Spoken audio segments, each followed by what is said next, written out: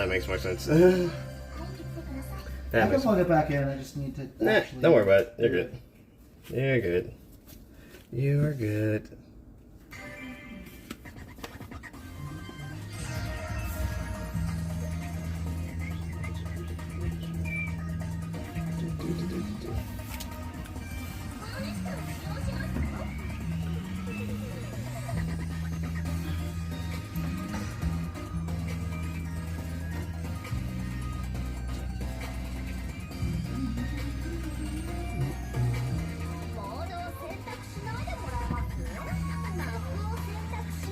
Can they change the freaking menu music in Groove Coaster already? It's been like this since fucking Groove Coaster 2. Like, actually, it hasn't changed. I want it to change so badly, but I'm done with this freaking menu music. I can't. The entire game is encrypted. This is encrypted data. I'm not running decrypted on here.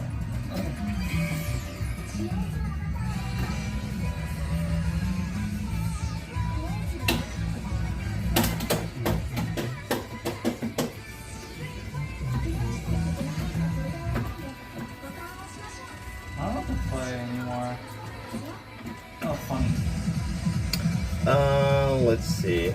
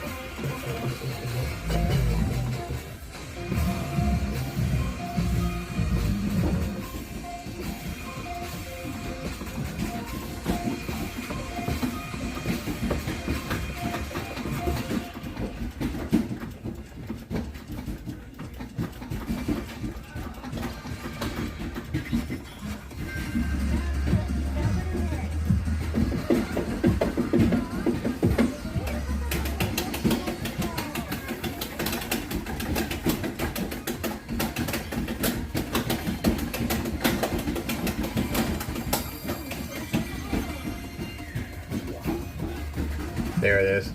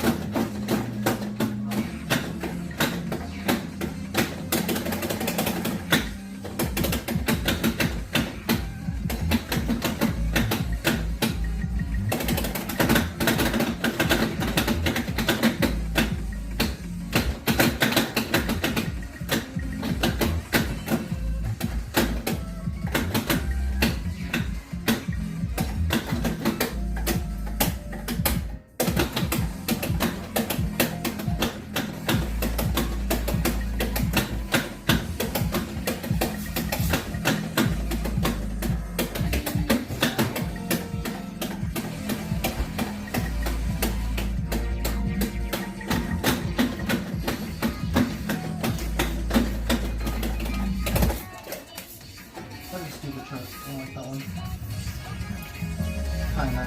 There's a lot of directionals and like nothing else.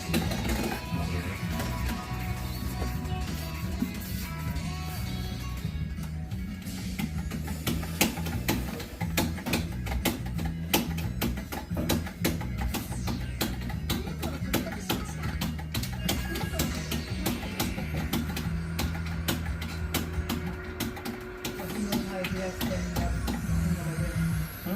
you made it seem like you knew how to do that while you're sitting there like playing. Oh, I mean, I can stand it up, but like. No, it's just more comfortable for long sessions. It's basically the exact same. Yeah. I refuse to sit down and play Chunithm though. It was awful sitting down. Yeah, I don't see it playing sitting down. It's really bad.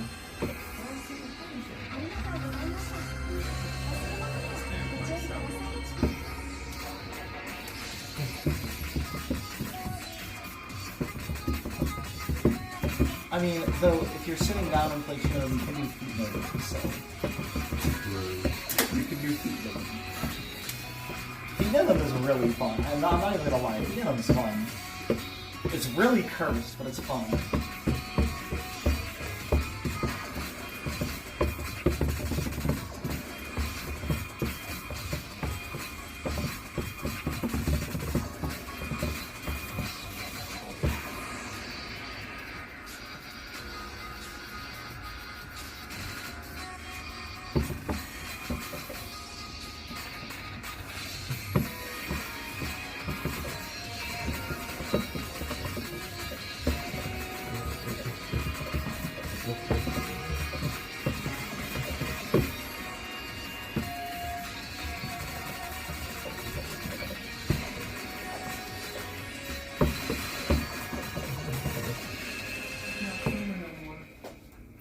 Not summer no more.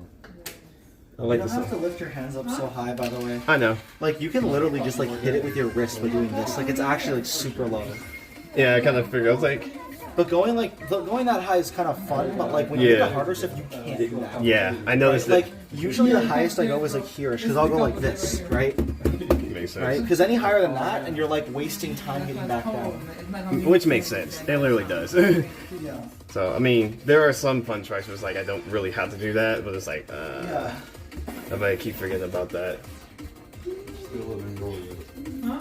Still live in Georgia. Oh, what happened? So you still live in Jordan and stuff is gonna be pretty hot. But I don't mind it heat. I like it better than the cold. I prefer the cold because I can just bundle up and do more. Yeah, but it. When it's hot, you can only take off so much before it's unacceptable, and or you reach a point where you just can't be cooler. Yep. Stuck on doing ice and stuff. So you telling me I can't be naked? Well, even okay, that's even if you could, you would still be hot. Yeah. Like you would be like burning hot outside, right? Yeah. Because you're still in the sun. Your skin is baking. In a house and enjoy summer instead of being in that cold 40, 30, 20 something degrees. Stay in the house and enjoy it. Oh, they're going. Oh, yeah. Like, it's 24. Thing. And they're making stuff cold and that's their business, so it better be hot. Yeah, see. Let's see. Oh, you good. That song is fun. I'm Your not house gonna better be lie. hot so I can That go song's work actually on it. fun. What's that? Your house better be hot so I can go work on it.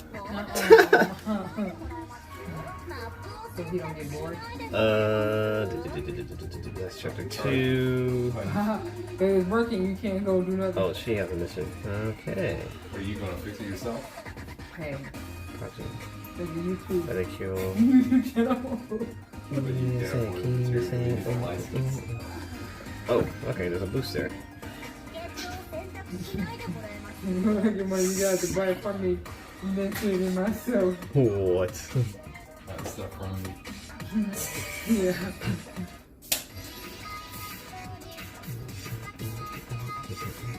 He on expert mode. Well, I'll show you material.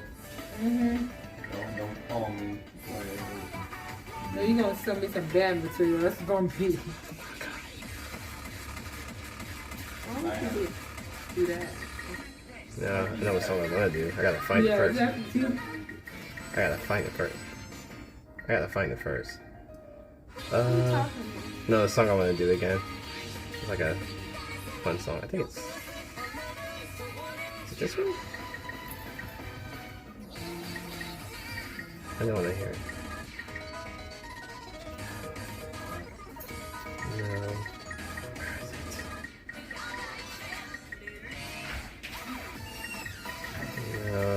that song.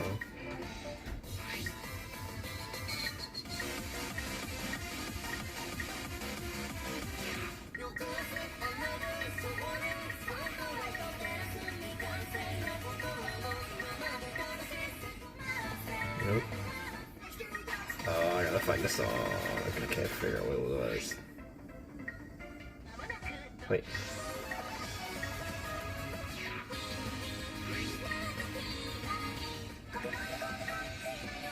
Nope, that's not it.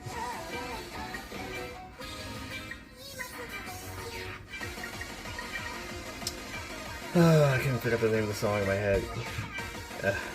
Screw it.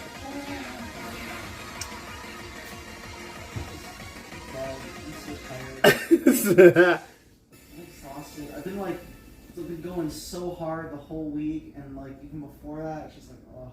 Oh boy.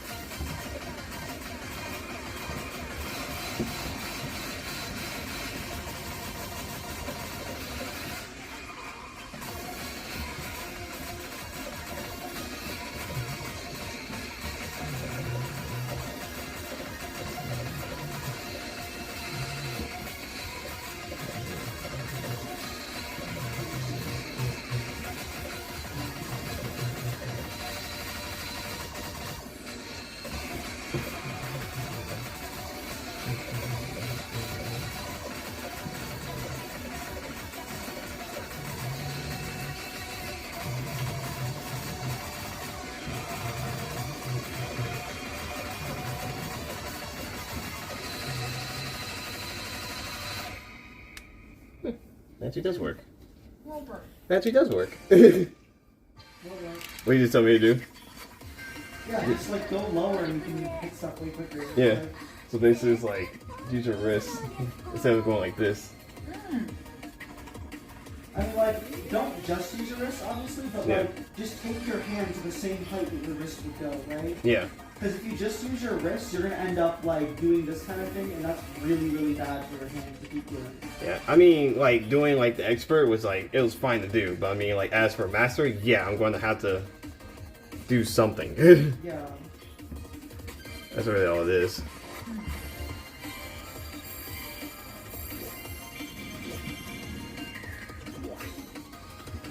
Alright, what song am I doing?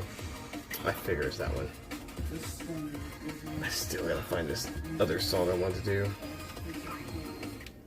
the launch linker. It's the only time I've ever actually enjoyed it. Otherwise, you see the unadone thing.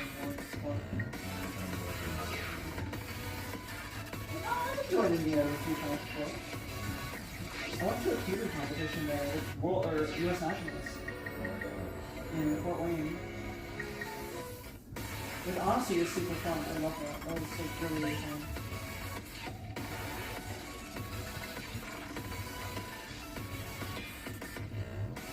Who's your roommate? Oh, that's me. I left this morning before they woke up, and I came back and they weren't here, and I don't know where they are. I guess they're probably either at Lena's parents' house or they're around one. I don't know. Either or. I don't know. They're probably fine. I'm not really worried. They're just kind of like, if they don't come back tonight, I'll just see what they swap somewhere else. So it's okay.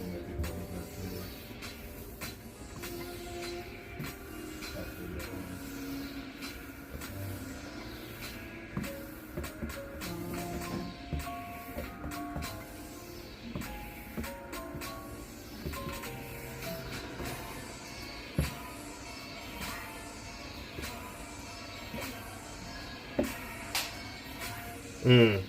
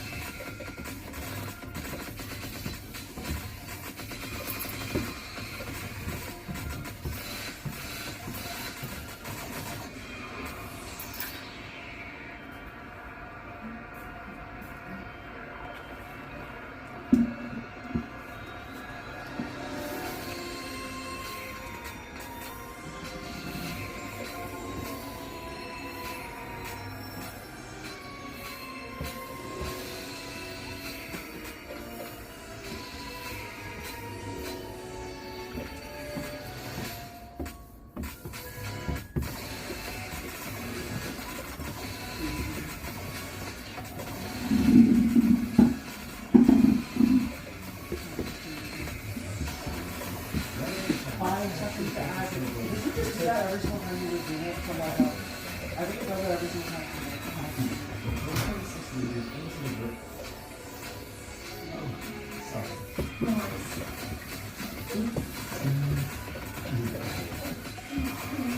To lower its overall depth. At the center of the building are four large vertical concrete columns, which support a central concrete beam 145 feet in length, or 44.2 meters.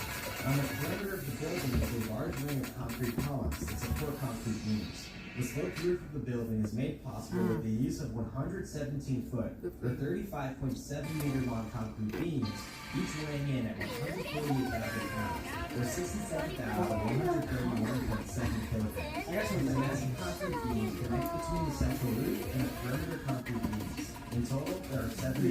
Now you make that all There are my email or something. transporting various sorts of these massive concrete beams from the Magic Kingdom.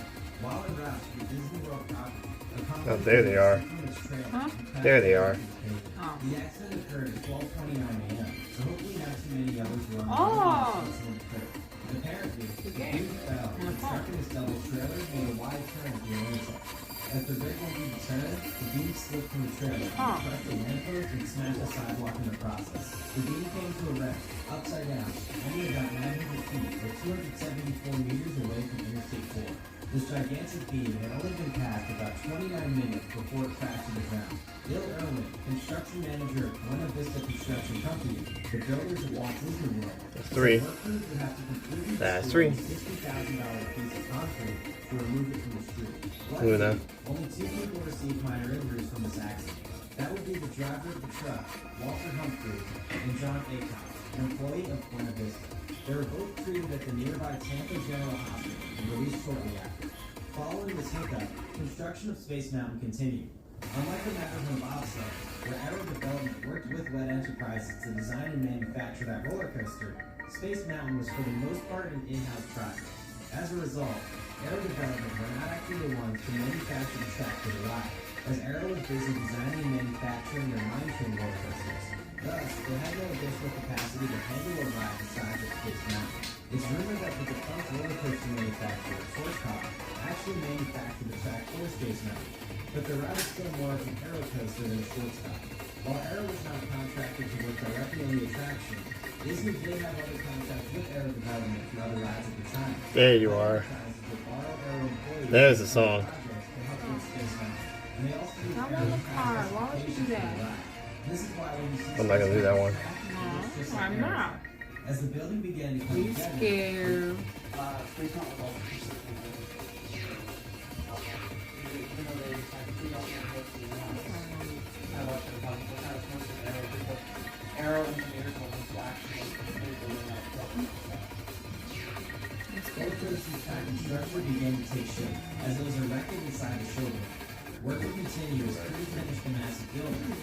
last two tracks, and also the long queue, which repeats to run underneath the Walt Disney World Railway. Overall, construction of the attraction will take over 2 weeks. Space Mountain was originally supposed to open for the 1974 summer season. No. However, there were a number of issues that required modifications to the track. He knew it. He did the song. Were too rough. No. Yeah. I have like hundreds of plays on this game.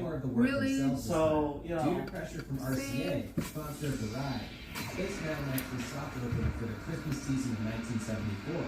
And due to ongoing problematic areas of track, a few injuries were reported, although nothing too serious. The ride was shut down again as more modifications Oh, were sorry. made to the banking in and out of certain curves and the transitions out of different tracks. Finally, on January 15th of 1975, over 10 years after the original idea for Space Mountain was conceived, the attraction officially opened to the public. The Walt Disney World Resort now had its first roll-up for older guests to enjoy. The grand opening of the ride was conducted with the help of real actors, such as Scott Carpenter, an astronaut on the Mercury 7, Gordon Cooper, an astronaut on the Mercury 7 and Gemini, and Jim Irving, an engineer and astronaut on the Apollo 15. Overall, the cost of World Space Mountain came in at a whopping $20 million US. That's equivalent to over $96 million US in 2021. In fact, the Walt Disney World Space Mountain cost more to build than all of Disneyland in 1955, as Disneyland cost about $17 million US. Space Mountain appears to be a massive hit for the Walt Disney World Resort, and even today, And it cost him $15 million to make that ride. really well known. And how much, huh? It only cost him $17 million to make that thing. Well, it cost them, that was supposed to be like 20 million back then in the 80s, which is equivalent to about $95,000 today. Nah. $95 million today. So it's a very expensive ride. There's a large amount of amusement rides now that, actually, the majority of amusement rides now Do you don't know even how much crest money 10 million. Disney made? This is also in the 80s though. Wait, but we They didn't make nearly as much. But also, now, Disney rides and Universal rides come out to 200, 300 million.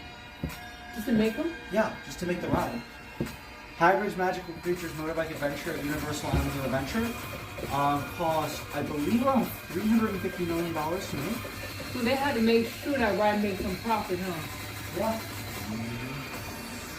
Damn. What happens if it doesn't make profit? What's gonna happen? They just have a loss and move on. But Huh. it's going to. It's Harry Potter, you know? It's a very private thing.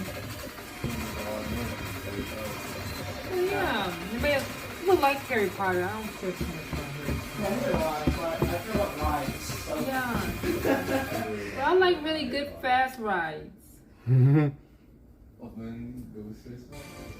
Space Mountain's okay. Oh. This time goes at 35 miles an hour. But it was fun back then. I remember I used to always ride it. Wait, what's up? Space Mountain. Right, it's just getting really rough now because it's just been around for so long and they haven't retracked it ever. Are you serious? Yep. They never retracked it. It's like the same track from the 80s. Mm-hmm. Haha. Yeah. You know And that? Schwarzkopf, the company that made the. I thought they probably tried. I thought they made different now. Nope. the company No. that, Especially since they're raising the prices at Disneyland. the company that made the track originally doesn't exist anymore, so they couldn't like technically do that. They would need to basically create a 3D model of the layout of the ride, Makes sense. which they could do. With this day and age now. But they should do that. Since they should do that. Just close it down for good. I don't know how long. You would ask me to play this song. That's literally it's like one of the most popular rides in the entire park. Like the most iconic. Yeah, if they close it down, even for like, the thing is, it would take them probably a year or so to do a full revamp of the ride. Mm-hmm. I'll print in But mine. shutting that down for an entire year is a bad idea when it's not during COVID. That's instant. They They should've had done their that- chance during COVID. COVID. They should have done it during They COVID. should have, but they didn't. Which was Cause the prices at Disneyland is so high now. I remember going, it was like $50. Now it's like over $100. Well, This that's just Disneyland. inflation. honestly. Right. So you should see all this stuff on us. We have the same type of ride. And I've been doing that a lot of Well, times. they have a So lot of other rides, right? And those are the ones that people usually praise now, you know? They're installing a new Tron ride. Oh yeah. A new Tron launch coaster at Magic Kingdom. Well, see, that I said, Disney World. I mean, I'm talking about actual Disneyland. Yeah, but I mean, there's a difference. Yeah. I was talking about in Florida. Yeah. Yeah, see, I was talking about the one in Disneyland. I've never been going to California. So. Yeah. So that's how I was talking about the same one in the 80s. That's what I was thinking of. Yeah, it's the same thing. Yeah, see, but then they should have, yeah. Because that one, like I said, not Disney World.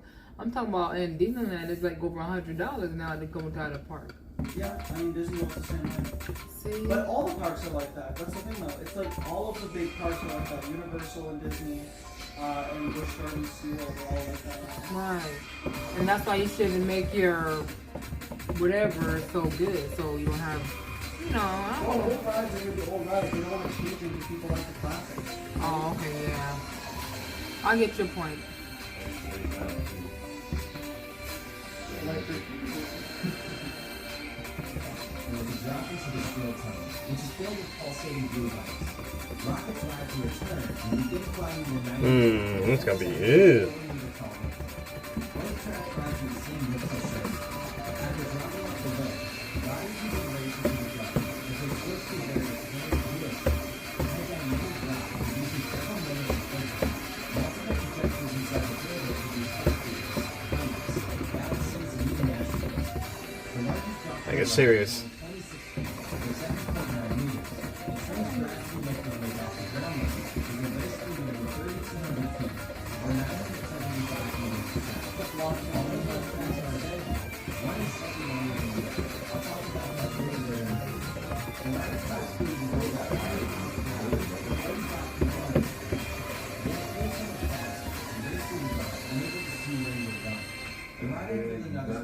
God, this is not gonna be easy. This leads into the rides on Road Station, which is directly underneath the load station. From here, guests disembark the attraction and begin their way down the long exit path back to the other side of the road. This exit tunnel actually runs parallel to the start portion. When the ride first opens, the exit features a moving walkway called the speedway that will take guests to the home of future living exhibits. The exhibit showcases future technology ideas and concepts on RCA and is meant to show what's possible with the company. This would give guests back into tomorrow. The ride originally opened with different rockets than the ones we see today, while the current rockets suit riders individually, allowing for three Come on. riders and 6 rider totals for training. Come on. that's what you're talking about. They used to sit 2 people together, now they only sit Nope. one. Just as a safety concern. Yeah. Nope. Yeah, dude, I was like that. I was thinking of mostly like that was Splash Mountain. The original train. Cause I remember Splash Mountain has 2 people. I got to get that last one. You can't have 20 misses. Yeah, you missed 1. No, I need 5 bars to pass it. I was all 5. That means I can't mess around.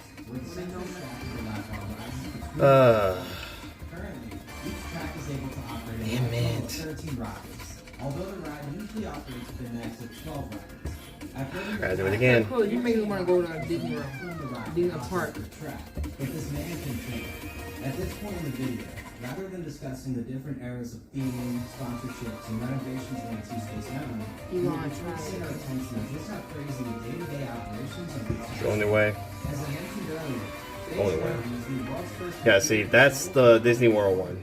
and it isn't just one roller coaster. The Disneyland one is like side by It's side. technically 2, since there are 2 separate tracks. By computer controlled and automated, I mean the ride has the world's first computer controlled block zone system. For those of you who are unfamiliar, a block zone is a section of track that only one train may occupy. At the end of a block zone is the method to stop a train and fix the block zone ahead is still occupied. This is the safety system to prevent roller coaster trains from colliding with one another. Well, Space Mountain has an absolutely important system of block zones. And if your favorite I know part the of idea about the block zone, about just blocks, like, then this might just be just like what the explained with every video before. Now he has it on a freaking shirt, so it's a copy paste. I want the shirt so badly. You spend all day and when you wanted to see your brother, Let's dig in. So here we have the layout of track A for Alpha and Space Mountain. When you enter the load station, track A for Alpha is to the Really? left, and track B for Look at that. Omega is to the Look right. at that. Identical layouts. And also That is not the whole entire ride. That is, that's two separate tracks. There's two mirror tracks instead of Space Mountain. Oh, that's just the brand track that So you that's use. just one of them right there. Okay, that sounds about right. Cause I'm all like, yeah, I don't remember doing that long. After dispatching from load, the train moves to the dispatcher, which is right before the drop into the slow zone. After being released from this brake zone, the train drops into the tunnel where we have zone or block number 1. This leads into a curve, and riders begin climbing the main lift hill. The main lift hill consists of zones 2 through 6. Because of this, the lift hill is capable of carrying 2 trains at a time, keeping at least 1 empty zone between each train. Following the lift hill is the gravity portion of the hill, which consists of zones 7 through 15. Zone 7 starts immediately off the lift hill and lasts until the brake run parallel to the Well, you got it. Next is Zone 8, which consists of a 270-degree downward helix and is sent into a brake run. Then we have Zone 9, which consists of the ride's second helix, followed by a turn and hop into a brake run. Zone 10 begins after this, with the curve to the ride's first large drop, and following track that leads into the brake run parallel to the lift hill. Next is Zone 11, which starts with the drop off the brake run, which leads into a second large drop, and then ends with the brake run. Zone 12 begins with the large drop off the brake run, and upward curve into another brake run. Zone 13 begins with the downward helix off this brake run, and the following track into the next brake run. Next is Zone 14, which consists of the turn into the red tunnel, and the following brake run that actually slows down the train. These are called the retarder runs. The train then enters Zone 15, which is the final brake run before the unload station. Next, the train enters the unload station, which is capable of holding 4 rockets. As I mentioned earlier, the unload station is directly underneath the load station. In order to get back to the load station, rockets actually wrap back around through a fuel-shaped pass. This section is capable of holding 2 trains and is called the lower lift. As its name implies, this area features another lift tip called the lower lift, which brings trains back to the height of the load station. The lower lift can store 1 train, and the brake run right before the lower lift, called the lower lift brake, can store another train. Thus, this area can store 2 trains. All of these block zones will allow Space Mountain to run a maximum of 13 rockets on each track. So let's count all the block zones.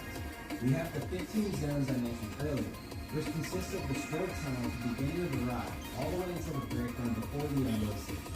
Then if we added the unload station, the lower lift area, the load They don't station, talk about and the one dispatch ride. brake before the stroke tunnel, Holy crap. we had a total of 19 I mean, that's a roller coaster, but they don't talk about one ride I did there. If you factor in the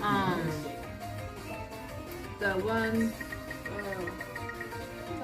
Twin Towers. Okay. Yeah, That's kind of a different type of ride. That's like Noctown. yeah. No, I really do like Town. I think it's one of the best rides in the Walt Disney World. I like that ride. That actually That creeped one me out. and Expedition Everest are, I think, the best rides in the Walt Disney World. Yeah, that actually creeped me out because of the whole story behind it. That creeped me out because of the whole story behind it, even though it's not true, but Tower of Terror, I think, is really cool. I don't know why. I love that ride. It's so cool. especially when it Super drops, fun. and then drops, then Which it one? opens Tower up of the Terror? door, then it opens up the door, and then it drops again. The Tower of Terror? Yeah, Oh, yeah. they were playing with me. Oh my god, that's one of my favorite rides. I love it. Opens up the door, and they say, "Now wait by yourself." Bye bye. Now wait by yourself. And you were like, "Bye." You up in the mirror.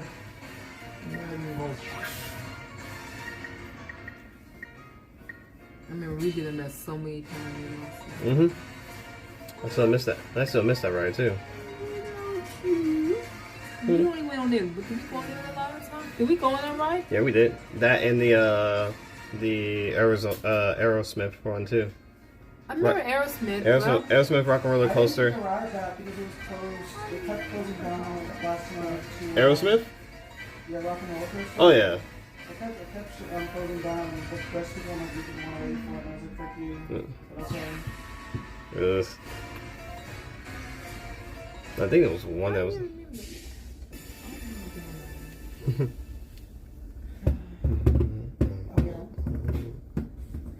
station can hold 4 rockets.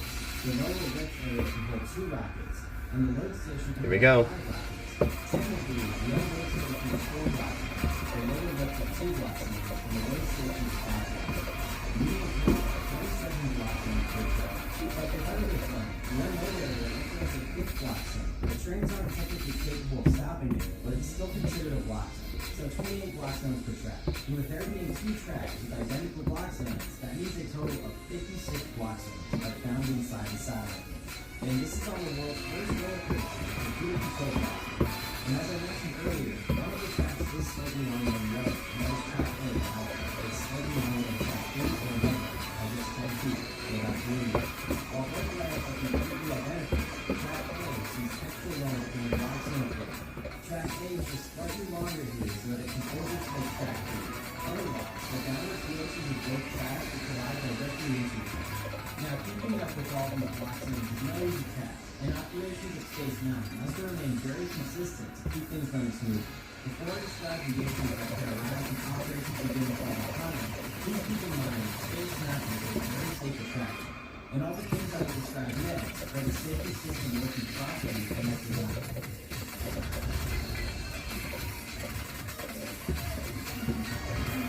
Hocus Pocus 2.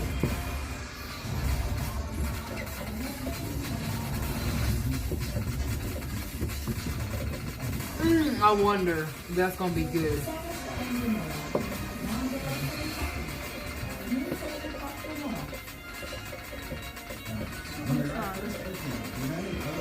If you've seen my prior problematic roller coaster videos on Magnum XL200 at Cedar Point or Big Thunder Mountain, also like the Walt Disney World before, you know what I'm getting at. Basically, Space Mountain is not able to stop the train outside of the unrotated. By this, I mean that I have to keep every train out of the road and unrotated to avoid having the train stop in Zone 15 as it waited for space to open up in the unrotated. That's If the hard. train were to stop in Zone 15, a cascade Almost. stop would occur. A cascade Almost, would shut sir. down the ride and essentially cause a Almost. breakdown. So this is a situation on a more modern roller coaster. Yeah, you can't miss Oh, that was 30. worse. Yes.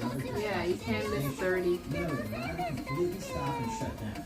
5 Good for rockets at most you. were allowed in the gravity portion of the coaster. Good for So zones you. 7 through 15. Once a rocket had to stop in zone 15, the other 4 rockets would catch up and also come to a stop. There would also be 2 trains climbing the website.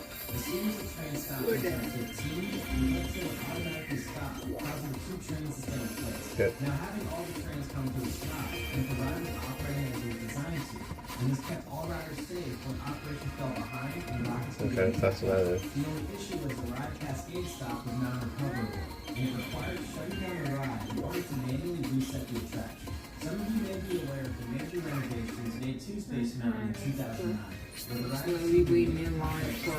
especially the ride's queue and That'd be wait good. station. Well, the ride's operating software also received a major upgrade. The 2009 upgrade alleviated the risk of the ride cascade stop and also the severity. It is now possible to have a recoverable cascade where the ride can stack rockets into the gravity section and not have to shut down. Once the unload station begins to back up, the main rocket will still recover before the rocket can enter the gravity section. Did you want to do that event? What? You want to do the event? The Arcadia? Oh, you find it? Is it in there? Isn't it? I'll put it in there. How you gonna? I know where it's at. He know where it's These at. 3 rockets will come to a stop in zones 15, 14, and 13.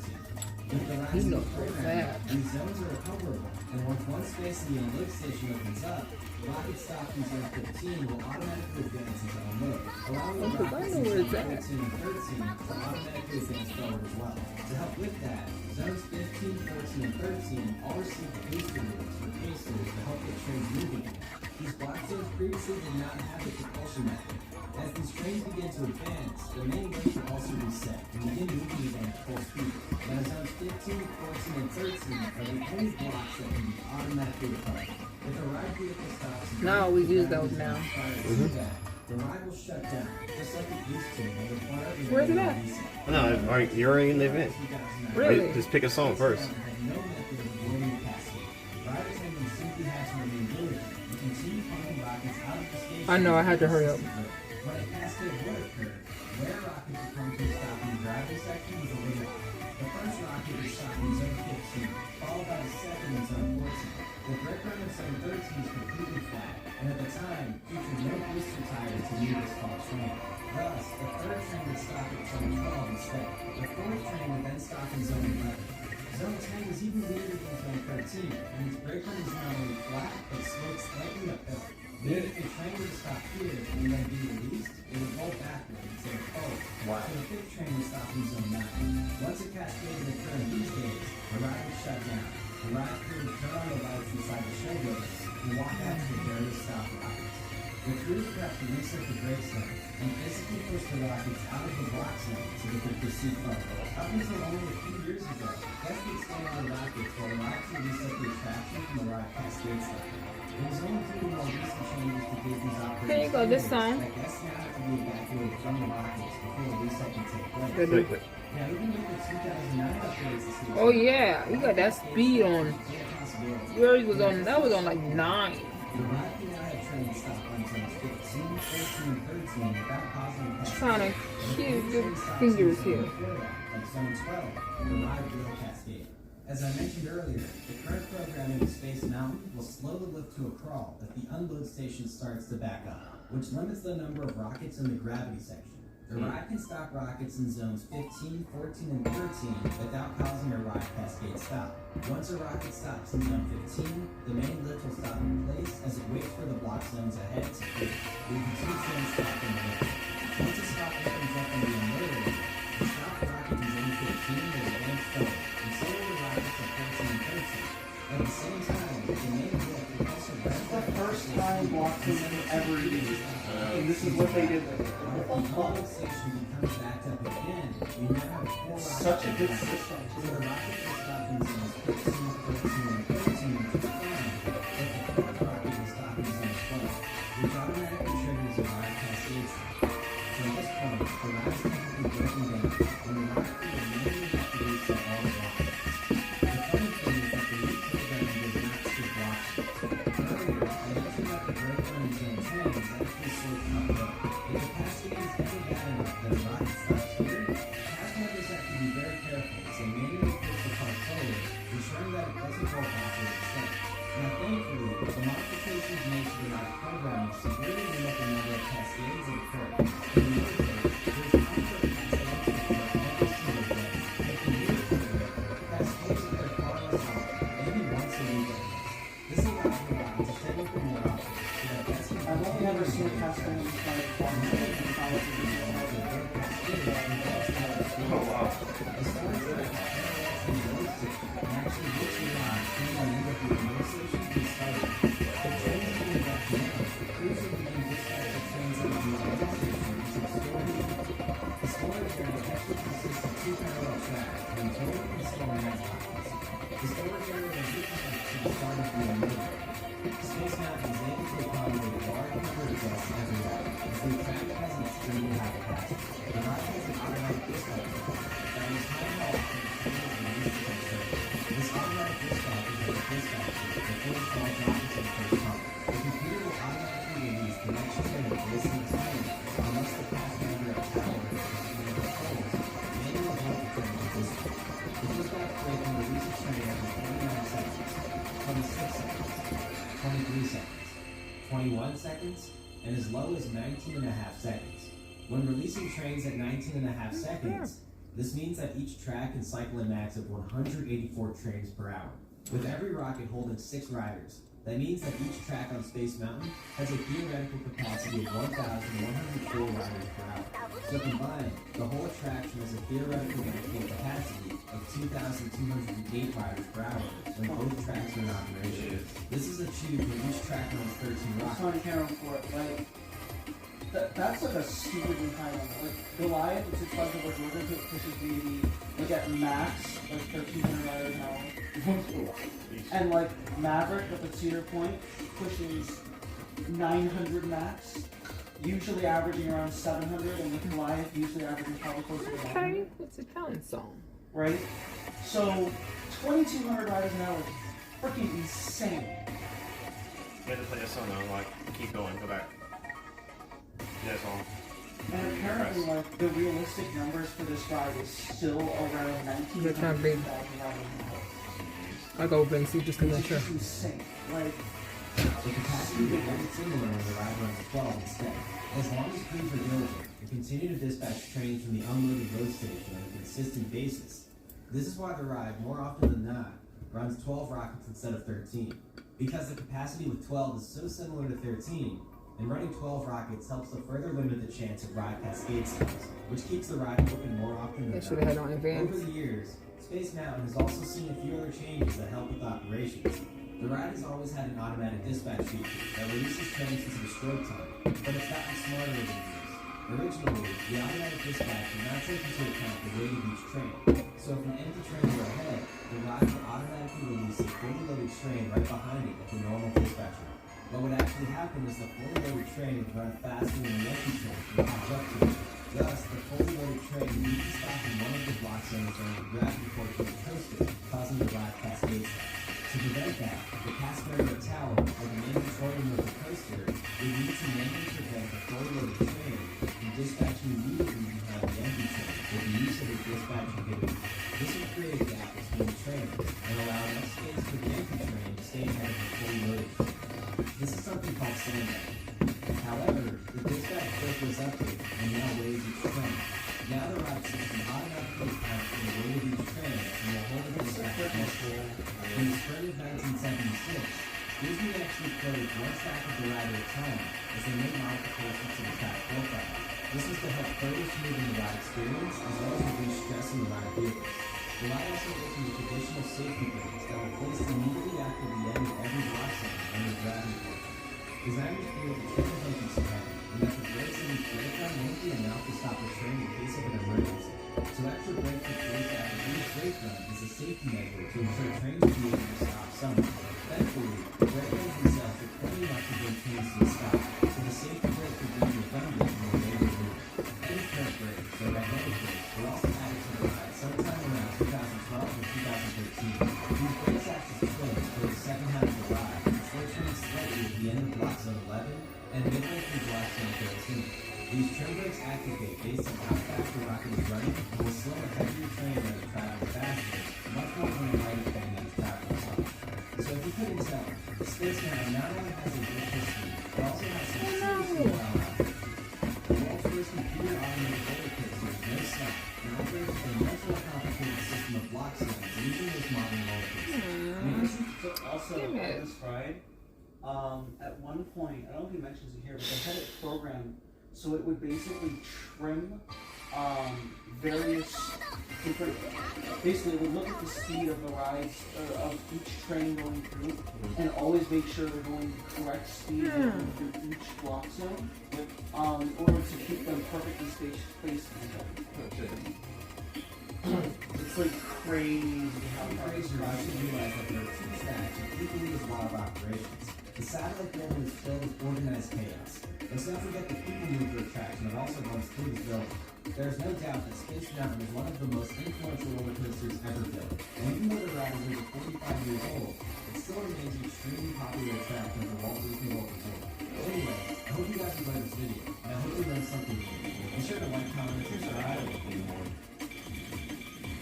Oh yeah, this one's cool. Yeah. I've seen like every single one of these. I've just binged this channel. That was the start of my roller coaster obsession. Roller coaster re-obsession. Sure, that way. My village lies in the shadows of Chunithm, Mount Everest. The train can take you there. Those that can reach the summit must face him. First time you know that's one of this, I was like, what the hell? This ride was epic. I love this ride so much. Legend of the Forbidden Mountain. Remember this ride? Huh? Remember this ride? Yeah, that's. Oh, Animal Kingdom? Yeah. I seriously think that this is one of the best rides Disney has ever made. Yes, Actually. agreed. Incredible. They- Even to this day, it is smooth as glass. Yep. And It's one of the first coasters to ever have a switch track and send back. Yes. Expedition Everest was not only built with a ridiculous amount of food, but was also built to handle an enormous number of riders every single day. In this video, we will be covering the history of the attraction, its effect on Disney's Animal Kingdom, what went wrong with the infamous Yeti animatronic, and just how crazy the day-to-day operations of the ride are. Before we get started, if you guys really want to hit a like button, that would be greatly appreciated, because it helps the channel greatly against the YouTube algorithm. Alright, let's dig in. In our last episode of Problematic Roller Coasters, I covered the first roller coaster built at the Walt Disney World Resort, Space Mountain. When Disney World first opened in October of 1971, the resort had no throwbacks. What Enterprises quickly responded by adding Space Mountain to the Tomorrowland section of the Magic Kingdom. Disney would continue to expand the Walt Disney World Resort, and they did so by not only opening more exciting Disneyland Magic Kingdom Park, but also with the addition of several new theme parks. On October 1st of 1982, exactly 11 years after the grand opening of the Magic Kingdom, Disney opened the second theme park of the Walt Disney World Resort, the name Epcot is an acronym, which stands for Experimental Prototype Community Park. While Epcot refers strictly to the original version that Walt Disney had for the park, the version of Epcot that we have today is still spectacular, and remains one of the world's most extended theme parks. Following the addition of Epcot,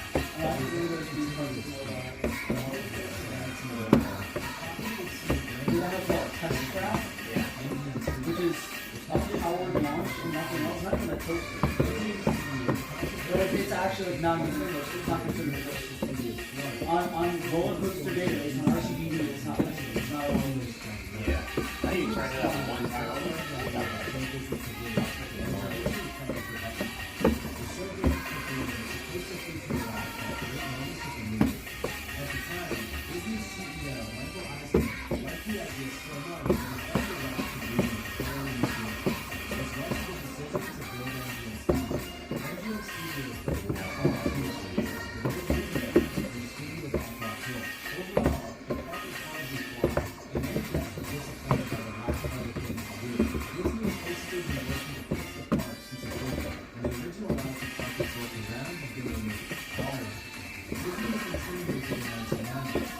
Now Hollywood Studios is like probably the most entertaining of all the Disney but Animal Kingdom, you have just exploration. It's an amazing ride. It's just amazing, right? You also have like the different experiences and stuff. I'm not really sure. You have at Hollywood Studios, you have both Tower of Terror and Rock and Roller Coaster, and also the other rock. Yeah, the Star Tours there. Come on, go far. Go, Yeah. Come here. Imagineer, Joe Rohde. The new Animal Kingdom was to focus on three broad classifications of animals. Stay loud. Those that exist in today's reality, Yes, those that we know. exist but are now extinct, and those that only exist in the realm of fantasy. The park will feature different lands to make this possible. Exhibits devoted to real live animals will be based in the park's Africa and Asia section. Dinoland USA would be an entire park section devoted to dinosaurs. And DC Kingdom would be the section. Oh yeah, your Dinoland is being removed finally. Really? Yeah, they announced it at their like the Disney Expo Summit thing this year. Oh. Finally getting removed. Wow. Why is that? Which I'm so happy about because Dinoland literally was just a freaking parking lot. Yeah. It was like the theming was supposed to be like, oh, there's dinosaurs like ruining this parking lot and everything's cool, but it literally just looks like a shitty Six Flags. Like, actually, it's so funny to me that they kept that for so long. The company ultimately chose to build Dinoland first, as they felt they could use the area to help market their 2000 annual movie, Dinosaurs. This meant the brand new Animal Kingdom Park would open without a major roller coaster. At the time, Universal or Disney themselves had a new theme park to partner with Universal Studios Florida. Universal created and sent it recruit the Disney Imagineers who had worked on the Beastly Kingdom area. These former Imagineers would take Beastly Kingdom and reimagine it as a lost continent from Universal's Island of Adventure. The Scottish restaurant included the Enchanted Kingdom, Quest of the Unicorn became the Flying Unicorn roller coaster, and Dragon Yes. I wish that ride was still there. It's not? They had to pull it out. Okay, so so the original Hulk that was there is no longer there, but they replaced it with an exact replica of that same ride. And Dueling Dragons no longer exists. They actually reached their maximum cycle count for safety, decided by the ride manufacturer. That's too easy. So B&M is the safest of all the coaster manufacturers. They have never had a single incident where one of their rides harmed or killed anybody at the fault of the ride. Oh, wow. Ever. They've never had an ejection from a ride. They've never had anybody like, you know, when they said, hey, this thing can do let's say 5 million cycles, right? And the clock was ticking on it, right? And even now, they have tons of rides out there that are older than those and have less cycles. Because those have 3, 4, 5 trains on at a time. They're constantly cycling all day with 2,000 to 3,000 riders per hour. So those rides had to be taken out for safety reasons. The track literally could not handle anything. So Dragon Challenge is gone. It was replaced by Hagrid's. So that's what's there now. Yeah, which I feel like is actually a worthy replacement. In most cases, I'd be freaking happy with them using Dragon Challenge, but I didn't really put in the Harry Potter too much. After they put that. But Hagrid's is way better than Harry Potter is. Harry Potter. So, you know, that's the gist of it. But yeah, they had to remove it because it literally reached its end of life. Those two are 2 of 3 B&M coasters that have been removed ever since their first coaster in the early 90s. So yeah, those are only removed because they literally reached their maximum level. They go any further, there's chance of injury. B&M is awful. B&M does a lot to keep their track record as clean as possible, right? Like, they, literally, they're flying coasters, so like, Superman at Six Flags Over Georgia, for example. So everybody that has that style of track, like box track, right? The box with the things coming off it and the 2 rails, yep. That's B&M. And there are about 30 to 40 redundant safety systems on that, making sure that everything is exactly perfect before it dispatches, in order to make sure that nothing bad can happen to rider's head. So, on that ride, if the restraints are usually like powered in some way in a lot of manufacturers, so power is cut, but it's then the restraints would just be stuck there, right? So what B&M did on those is they put a locking key, and if the ride ever errors out and you can't release the restraint, it won't, or has any kind of error with the restraint, it won't release the restraint at all. Instead, the ride attendant will have to come up with a key and turn it to unlock the restraint. Cool. This also means inside that same mechanism, there's actually another thing. So if that key mechanism breaks, like if something were to hit it mid-ride and it breaks, it actually won't turn and move it back.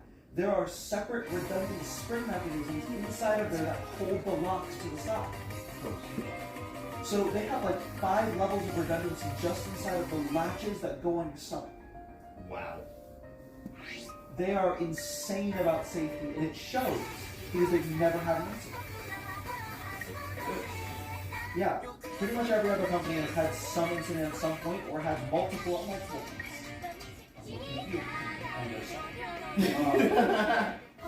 Durslauer is a company that made Daredevil Dive at Six Flags Over Georgia. They have the most incidents of any company on their trains. There have been at least 5 separate reported cases in the past 15 years of their trains literally just ejecting people. The hell?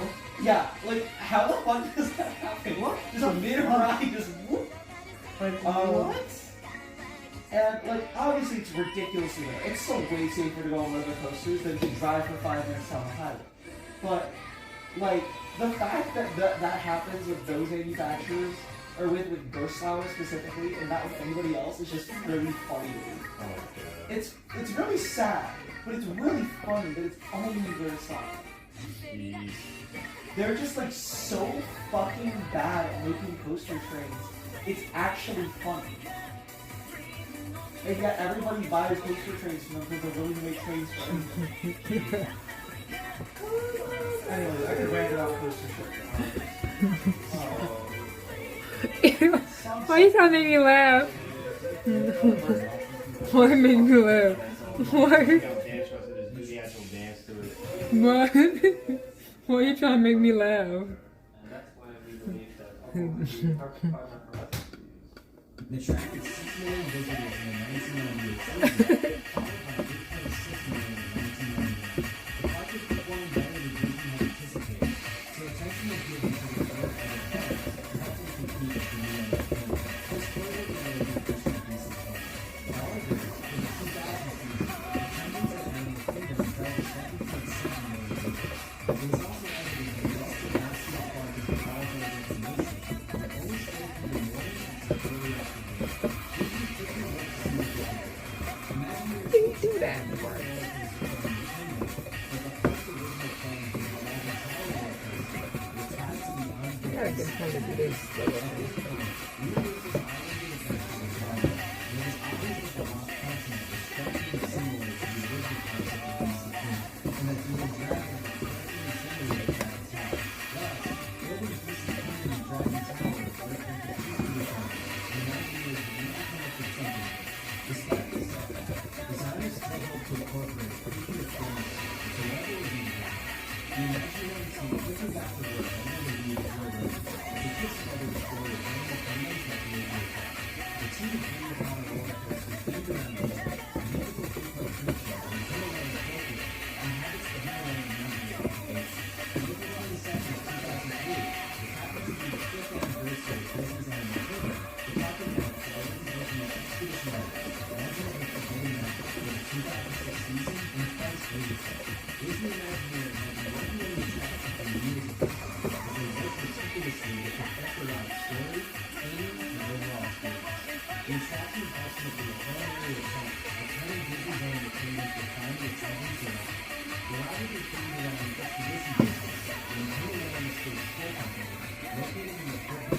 did not see the park as a powerful destination, and only stayed from the morning until early afternoon. Do that. I gotta get home to do this. Oh yeah, and violently that real opposed bad. man's encroachment in these areas. Imagineers took several trips to the Himalayas while designing Expedition Everest. This was done so that designers could properly observe and understand the Nepali culture and architectural style of the Himalayan area, as well as to uncover the myth of the Yeti. The team of Imagineers took their findings and designed them It's so cool to me that they're like, with the use of that's very much like a business trip like Disney to go to Listen, Himalayan. I know. Disney does that for a lot of stuff though. Like, did you know during Brave they actually like flew a whole bunch of the animators out to see like Stonehenge and other places in Yeah. Scotland? Yeah, I remember that. Like they like actually they care so much about the final product that they are willing to spend like hundreds of thousands of dollars on travel to let these people go and take in the area that they're trying to recreate. Like it's fucking crazy. It is. Disney is just like they before choosing they a designer. seriously care about the final product, like a lot. More than most companies do. Even as large as they do, they're as large as they are, they still care about the final product, which is very nice to see, quite honestly. Artificial metal and make it look much smaller. So it was decided to shrink the size of the mountain behind the roller coaster as much as possible. Even so, the mountain extended at a height of 199.5 feet, or just shy of 61 meters. This placed the mountain just half a foot below Florida's 200-foot height, which requires a blinking red light to carry. The mountain occupies an area of 40 miles. That's what I'm okay with. I don't have that song. 6 acres, or 25,000 square meters. Hey,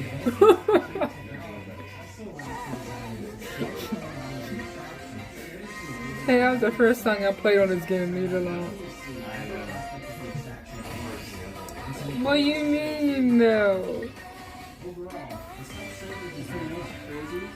This was made No, funny. using, I forget the software name is, but it's basically just an older version of No Limits 2, which is a literal thing you can just buy on Steam. And No Limits is now what coaster designers use to make coasters. Which you can, again, buy on Steam for $20. Yeah, exactly. Surprising. And specifically, they used an open source editor for it called FDD Plus, or FDD Plus, which is basically like, instead of designing the actual coaster codes themselves and looking at the results, it basically lets you put in the forces that you want to be created by going through a certain element, and then it will generate track based on the forces you want the riders to experience. So let's say you want them to experience negative 1.1 G's of ejaculate. To put it at negative 1.1 G's per element, and you can click down, and you can basically create a code down that would give that exact forces to all riders. It's really cool, and I really want to learn how to use it to like make my own donuts and stuff, but it's very complicated. The only real, really good tutorial video I can find on it is like an hour and 20 minutes long. I'm gonna watch this sometime today before you guys can just see the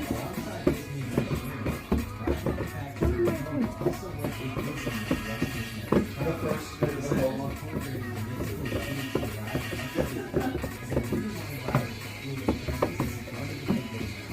I like this song.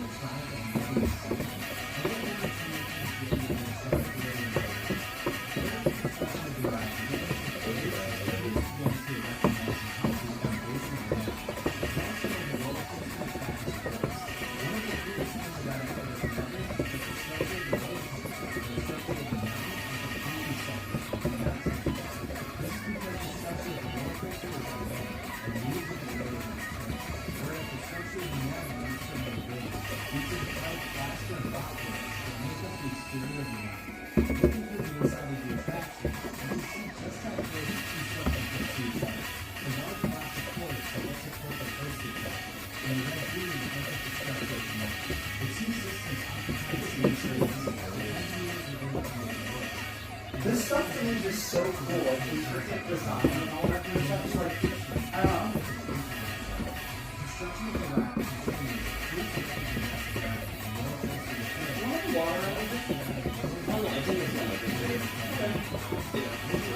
Water, snacks, or something. You know, you can put that on Xbox fridge if you want. I can tear that up.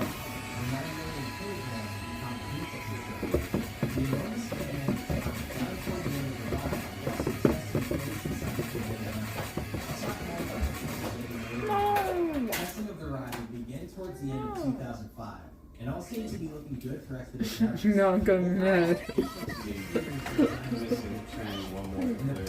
What? I need one more what? Yeah. That's all like, no.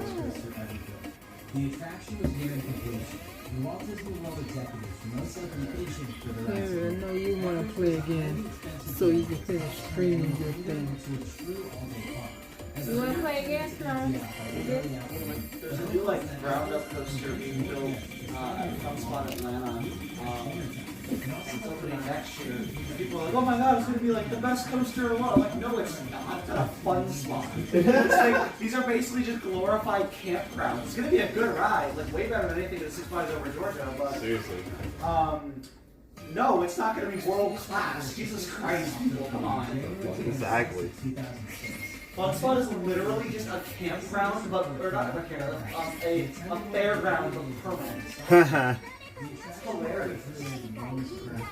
to the point that the entire parking lot was filled with those every weekend. And that's what we had anxious crowds were waiting for road truck. And afterwards, pretty much the entire mob made their way through. The crowd then proceeded to completely overflow the standby line, as well as the fast pass distribution. Damn, why that song just got in my head just a second ago. A few months of being soft opening, the ride officially opened to the public on April 7th of 2006. Immediately, guests were stunned by not only the fun and thrilling experience of the roller coaster aspect of the attraction, but just how visually striking the entire ride and surrounding area were. For starters, Disney created a small Himalayan village around the ride that they called Circus Zombie. The village was previously occupied by the Royal Anandapur Tea Company, and many of the village's buildings had been repurposed by different businesses and centers on various expeditions to the Himalayas. The experience becomes even more enticing as guests enter the heavily-themed queue, which works its way through different buildings in the village and is filled with many props from actual Himalayan buildings. At one point, the line heads for a group, which is a type of Himalayan shrine to Yeti, as well as a makeshift museum that documents the site. What? These guys on hard level. No, I'm talking about this. I was reading. Listen to this. The history to when they built this stuff. At the end of the museum were two notices. One from the museum curator, warning against railroad expeditions for the forbidden zone, and another from the owner of the expedition company, stating the curator's notice does not represent the opinions or This was beliefs. explaining like the flaws. Where they loaded into the steam locomotives. 34 riders at a time are boarded into each of the rides' trains. 34 riders at the 8th I know. that the Himalayan Steam Still Company was repurposed, as the trains were previously used by the Tea Company to bring seaweed down from the mountains. Disney even added a steam effect where the train blows off a big part of steams and arrives in the park through the load station. After loading into the train, the trek to the mountain distant begins. As the steam train dispatches out of the load station and toward the first lift. The first lift is quite small and gives a great view of the forbidden mountain ahead. The train descends down a small left-hand drop, and then up and over a small hill as it continues to turn left. After climbing up another hill, the ride drops into a smooth left turn and approaches the second lift. The second lift takes a direct, not hazard that holds many other He likes everything on there but the meal.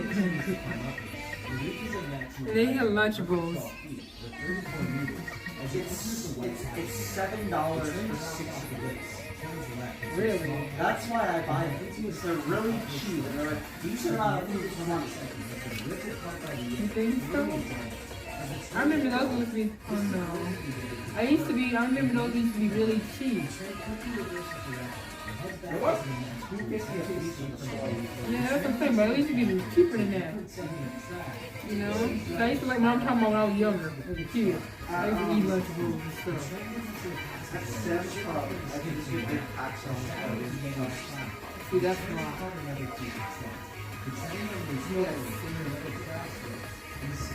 This is the challenge. The challenge. Doing this for the challenge. 50 miles per hour, or 80 You'll see. kilometers per hour. The train swoops through a highly banked left turn, and then back up into another hill, where the train re-enters the mountain to a path. The roars of the Yeti can still be heard. The train heads down a right-hand curve and drop, and then emerges from the mountain into a 540-degree upward helix. The train twists around at pretty high speeds, and climbs back into the mountain as it races to a border hill. However, this is pointless. If the train heads down a right-hand drop, it actually flies Nothing's funny.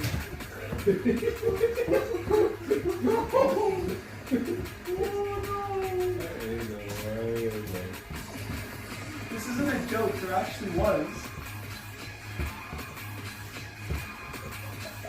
Oh my god. When's the last time you got a fish around one? I think I went, okay. This round one or any round one? Not this round one. Where the play you play at? Where you go? The one right up the street. Okay, I was gonna say like, no, that's what I meant. Like the one here or any round one? The one here. Okay, let's do this. If it's any round one, a week, because in Louisville, Kentucky, we stopped at round one there to hang out for a little bit. How good is that one? It had more stuff than this one, but there's way less people there. Because there's like living and stuff, there's just no one around them. That must be nice. It's just kind of sad. It's really Saturday too. I expected more living games to be around. Is it because it's in Kentucky? Well, it was in Louisville, which is like a pretty populated area. I mean, maybe some people don't like DDR and all that stuff. I bet you it's just like, I don't know, it's probably just that community doesn't really flourish there because there's not a lot of surrounding cities, right? Right, that's something. Look at here, like round one here. The reason it flourishes so much in Cumberland is because there's so many surrounding areas that people live in. But in Louisville, it's just Louisville. Right, that's what I was sitting there thinking, because there's not that many people. And it's like a rare case net. There's a lot of people that are there aren't really like that. Right, that's what I was saying.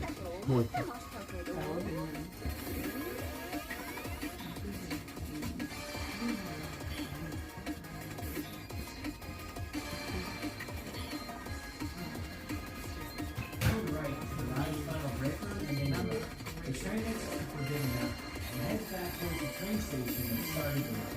While not being the most thrilling roller coaster, Expedition Everest is easily one of the best themed attractions out there. It's an absolute full package of a ride.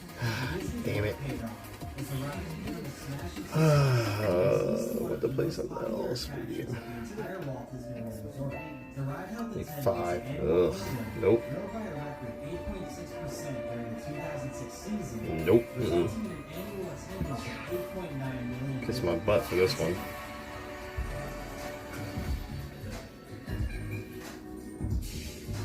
Crickets lady. Attendance would continue to grow in 2007, with the park attracting nearly 9.5 million visitors. One of the coolest parts about Expedition Everest, especially when it opened, and still to this day, are the two changes in direction that occur inside the mountain. The first direction change occurs immediately after the ride's second lifting, at the broken tracks. Here, the train enters traveling forward, and leaves traveling backward. The second direction change occurs not too long after that, inside the mountain. The train enters a cave in the backward direction, and watching below the shadows of each part of the track. The train then leaves the cave in the forward direction, and into the right direction. And Disney did an amazing job of everything gets that these directional changes even occur. While watching the ride, the train simply appears to enter the mountain in the forward direction, and hit down a large drop while still traveling forward. The direction changes are made possible with massive track switches that roll into different positions and lock into place to allow trains to travel between different segments of track. There is one track switch for the broken track scene and one at the other side. Each one weighs 200,000 pounds, or 91,000 kilograms, and are the size of a school. While these track switches may not be as fast as the high-speed ones found on hazards noted by the Venture Unit, The newer ones only weigh like 2,000 or 3,000 pounds. Like on like new coasters. So if you're in 200,000 pounds, Why is it so much? because it's old. It was probably made of solid steel. Oh, these Instead are of not being- made of solid steel? Now all of the track pieces are hollow. Yeah, it's just like tubes, right? Is that safe? Yeah, it's completely safe. But like, it's just like back then it was harder to make that. Like we didn't have all the material to machine that kind of stuff as easily. So it was easier just to make it solid. I know they mad. As they grow older, they realize that oh, now they got these lighted. Yeah.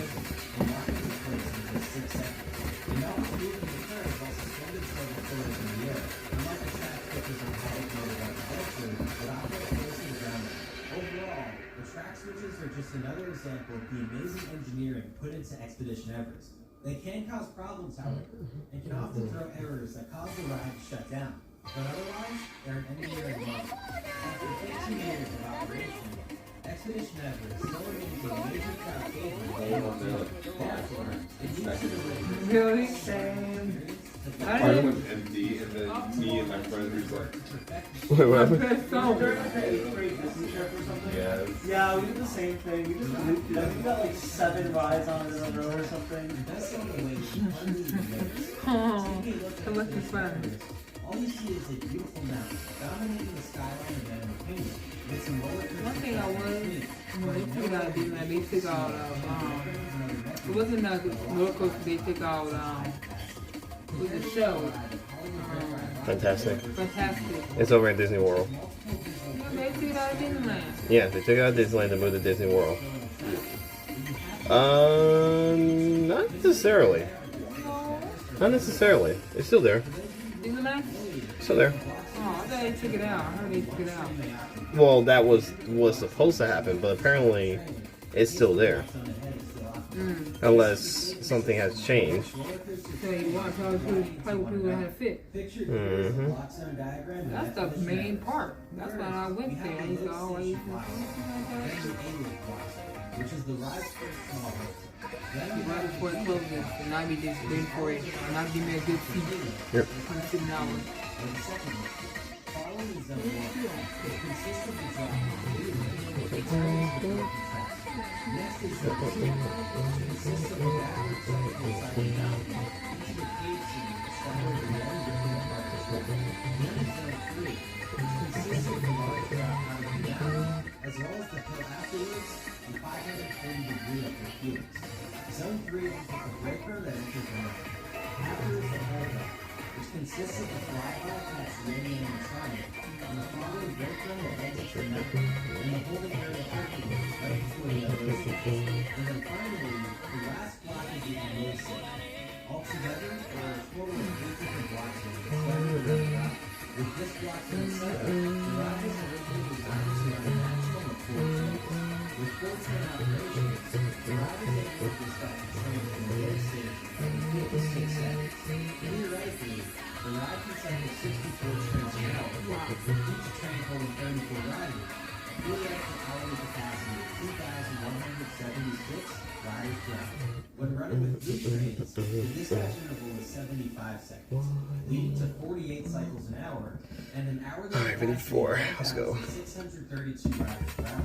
Then with 2 train operations, the dispatch interval is 99 seconds, leading to 36 cycles an hour and an hourly capacity of 1,224 riders per hour. Everest can operate up to a max of 4 trains for its first season or 2. When running,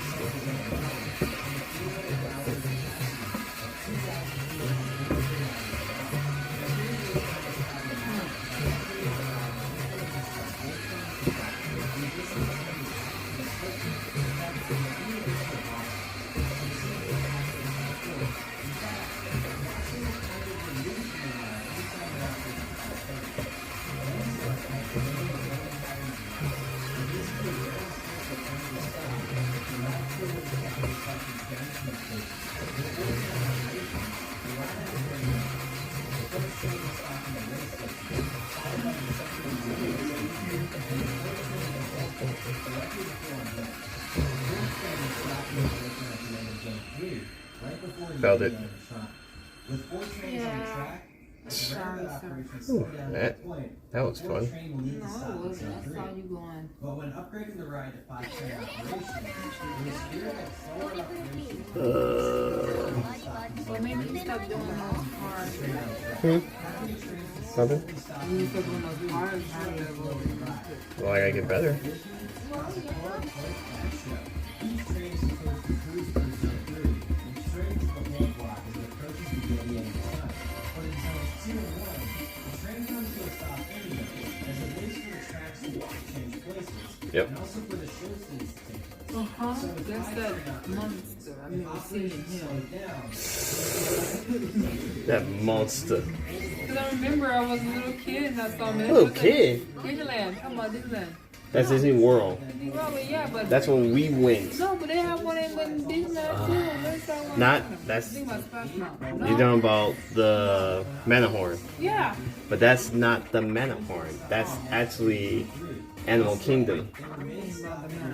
The day that we actually got free tickets to go because your yeah. Yeah, I know which one, but when we went, Yeah. I'm thinking about that. Okay, That's what that is. Well, we ain't worried about that. I was scared about that thing. So everybody was a kid with that one. Like that's not what I was. It was a monster, the Matterhorn, the That's pink old not snow what I thing. You know what I'm talking about. But that was scared of little kids. That's a scare. That just scared me as a little kid. Where's my thing? That didn't scare me. Let's go. Oh, there it is. Like that. What? Robin? I'm thinking about it. Uh-oh. See, I don't remember that one. Looking at that. While this isn't as quote-unquote bad of a show as having trains completely stop at zone 3, it's still not a good show. I don't even go through all that stuff. What, this? With 5 train operation, zone 2 would technically need to wait for the train in the hold block to completely exit hold and fully enter the unload block. But this would take far too long, causing the train in zone 2. I know I had 2 times. I wanted you to do 2 sit times. stopped for far too long. So the ride is programmed to allow the stop train in zone 2 to enter zone 3 as long as the train in the unload station is advancing to the load station. This basically guarantees that the train in hold will fully advance into the unload block before the train on the course reaches the end of zone 3, which avoids the need for it to stop. So while zone 3 is not used as a holding position with 5 trains, it's still used as a block zone. But the ride is programmed to avoid having a train stop. Now, while Why are Disney block zones always such a fucking mess? This is 4-second dispatch interval to keep things smooth. I'll explain that in just a second. That's also they were kind of like tiny years of block zones. Yeah. To help cast members reach the best lanterns are installed in cylinder below and unload stations. These lanterns blink red to alert cast members that the dispatch interval is approaching and turn solid red when it's time for the train to leave. The blue lights to the left and right of the red light indicate when attendants on either side of the train have enabled it to dispatch. If the ride crew dispatches trains later than 58 seconds, this will cause a slowdown to the point where the train at zone 2 will need to remain stopped at the Yeti Shadow Scene longer than it's supposed to, which gives a quote-unquote bad show to those riders. The train at the broken track scene may also have to remain stopped for far too long, so this is what becomes problematic about 5-train operations. While it theoretically makes it possible to turn through 6 to 8 more riders an hour, it can possibly create awkward pauses at zones 2 and 1 during the show scene when holdups occur in the station. To make things even worse, if operations slow down by just a few more seconds, the computer will lock the stop trains in place and not allow them to resume motion. And the station will be unable to dispatch more trains. The hold block is the only block zone besides the load and unload blocks where trains can stop for an extended period of time. In all other block zones, trains can only stop for 8 seconds, or else the ride will auto-stop that block zone to prevent further dispatch from the station.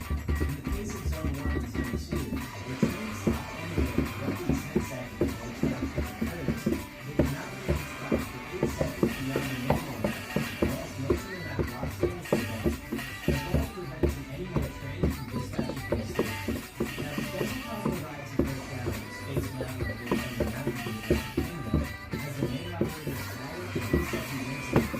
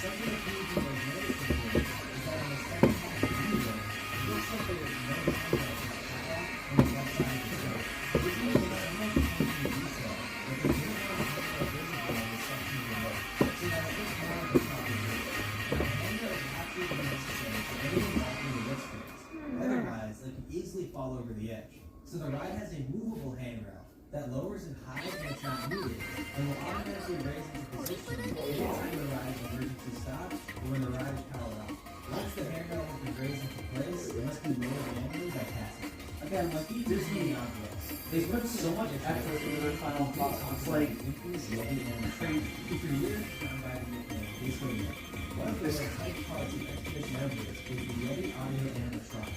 When designing the Yeti, Walt Disney Imagineering looked at 3 different primates for inspiration: the golden monkey, the Asian langur monkey, and the prehistoric Gigantopithecus. The Yeti stands 25 feet, or 7.5 meters tall, and weighs 8,000 pounds, or about 3,600 kilograms. It's built on its own structure that is separate from that of the mountains and the orcas. Connected to the Yeti's back is a buoy that is attached to the structure which supports the Yeti.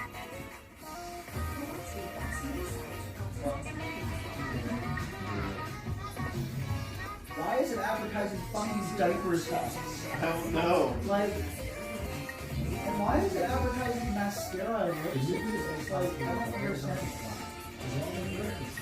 That allow the Yeti to move 5 feet, or about 1.5 meters horizontally, and 18 inches, or 46 centimeters vertically.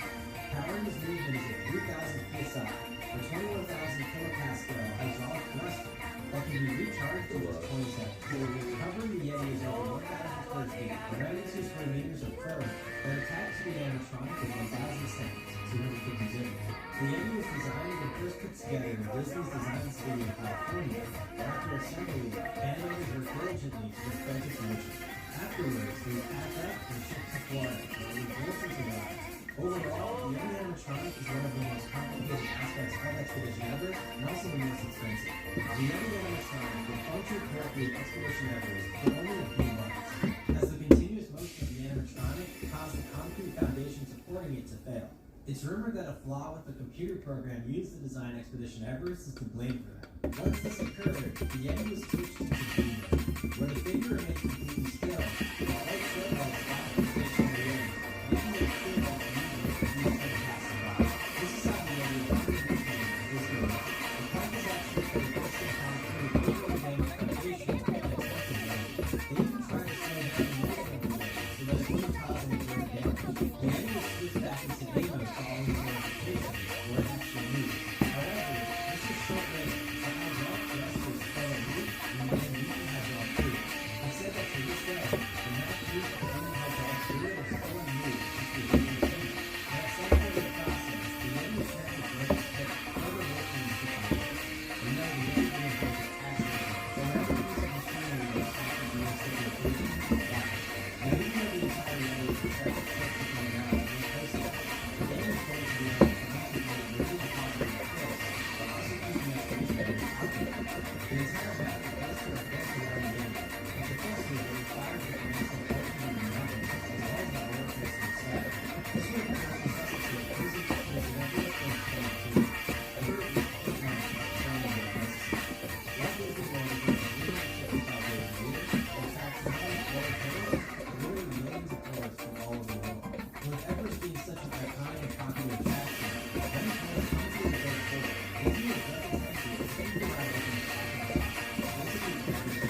In fact, Everest is Everest one, and many of the tourists use the space and send help when they come out of the place. This is pretty uncommon in the incarnation, even if compared to the Asian park from Northern California, as well as the different parts in Turkey, who get through the island and stay for the service park. While Disney World has been competitive, Cedar Point is a school and is met at some of the every day when it's closed, shopping this year and come in. The Yeti is one of those spend the entire night to read and trains that are throughout the day.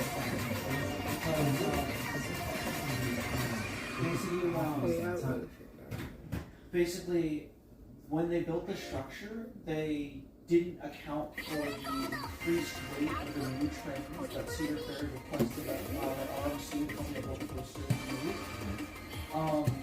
So essentially, the trains were heavier than they thought they would be. And because of that, they put more weight on the structure and allowed it to sway way more than it was supposed to. Because it's a wooden coaster structure, it's supposed to sway. Yeah. But it swayed so much that boards would end up breaking throughout the day. And so every single day they would have to go in and replace more breaking boards. it's not actually dangerous for those boards to break because, you know, there's hundreds of other boards that are holding that same load and sharing with that board, right? But they still have to go in literally daily, and they still have to. About I think once or twice a week they have to go in and replace boards in the line. Because they just, you know, while I was there, I heard a board set. Right? Like it's really, really, really common on the ride. And it's scary if you don't know much about the ride. If you know about it, it's like, what, it happens, right? But like, it's scary for like the general public that doesn't know anything about the ride. It's like, oh my god, the ride just broke. You know? Yeah, But exactly. well, for enthusiasts, it's just like, haha, it's funny, heavy arms, some traits, did a funny. Like, they literally keep a cherry picker behind the ride because the carpentry team has to fix it so much. Oh my god. Oh my god, it's so funny. It's freaking crazy.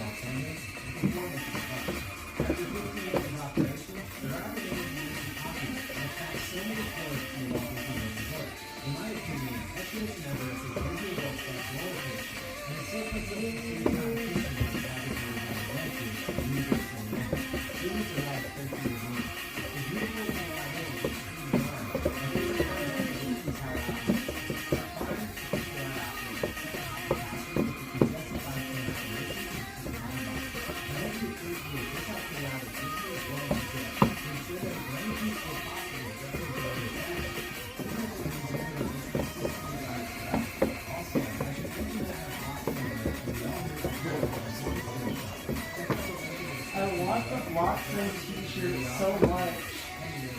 Oh my god. No, I didn't even got anything close.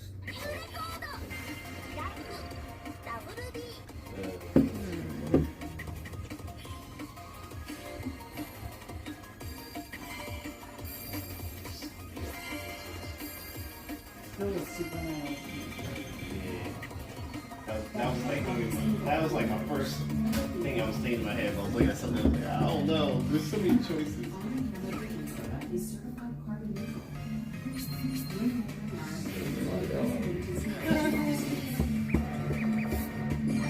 Oh yeah. By the way, this actually did happen. Wait, what? Yeah. Wait, what? The Roswell Road thing. Oh. Yeah, no, that's like real. A dead body was found in the middle of Roswell Road. What had happened for that dead body in the middle of Roswell? It's fascinated mankind for centuries. While humans have cool closable buttons that make using smartphones super easy, See you next play. birds, or even fictional superheroes to fly from point A to point B. Instead, mankind has used their cool closable buttons to build machines to allow flight, or even video games to simulate flight. Our attempts to fly non-stop in airplanes and helicopters and actually extend into amusement parks. Communications offers subjects the ability to climb to high heights, travel at fast speeds, and maneuver through crazy aerobatic elements. Alright. Why not do so in a flying position? The Superman ride. Huh? The Superman ride. Well, how did he get to make him go back? Huh? I need to get me to go backwards in the car. I go back and go backwards. What am I thinking about this tomorrow? Oh wow. What am I thinking about? The from Six Flags Great Adventure. That's the one in what's the name? What am I thinking about? It's in California. What am I thinking about to go backwards? That's Six Flags, right? Yeah, Six Flags. Yeah, there's a ride that goes backwards at Six Flags. There's two different ones, Spirit. That thing on the ride was running backward for like a few months. Yeah. I think it was like for the Halloween event or something. Yeah, they just like put the trains on backward. Yeah. The Superman at Six Flags in California just went up and came back. There's another one which is Six Flags Great America, which is actually in Sacramento. No, I just know about it. It's never been. Because I haven't.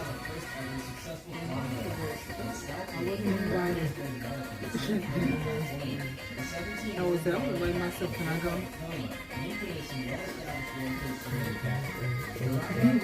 He like you, a dress free person. No. Give me that. What is the muscle? Okay, eat. It's like 11 o'clock in the morning. Those are super They fall from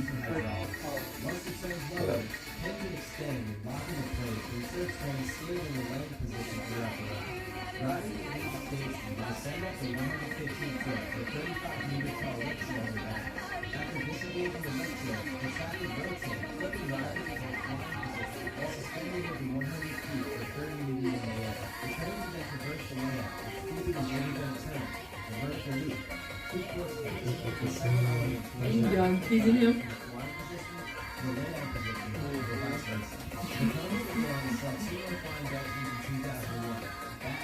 She likes those monkeys. 4. Alright. Let's go.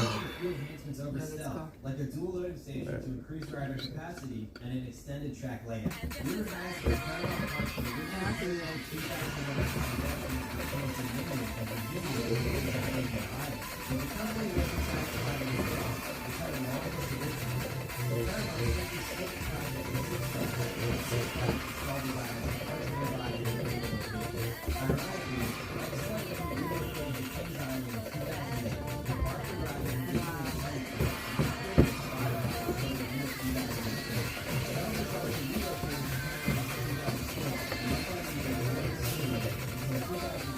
With the ride that you stand up in. Remember, there's a roller coaster that you stand up in. There's a lot of them like that. And they're like, there's still a bunch of them left, but like, they're just terrible. Nobody likes them. Like, they just like, they're just uncomfortable. They're not like the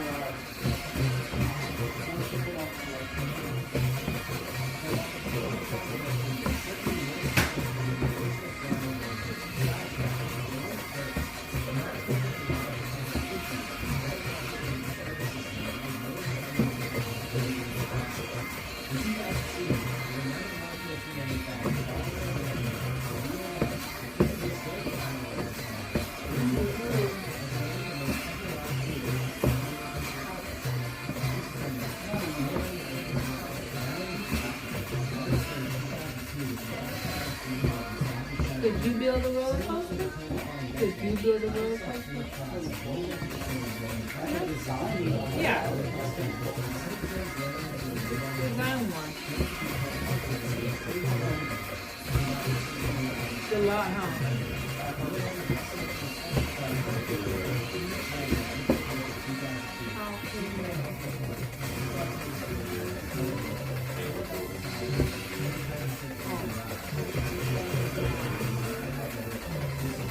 It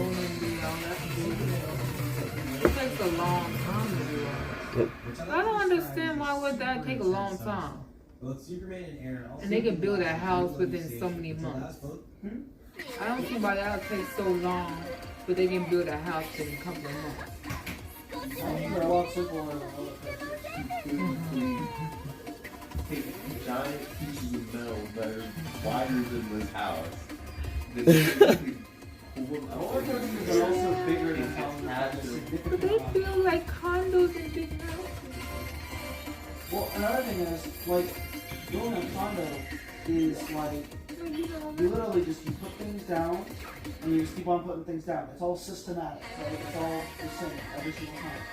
Roller coasters are custom designed, custom engineered, custom bent, custom fabricated. Everything about them is completely custom from the ground up. They also need tons of redundant safety systems and testing to make sure they don't literally kill people. Right? A house does not need hundreds of redundant safety systems and thousands of hours of testing to make sure it won't kill people.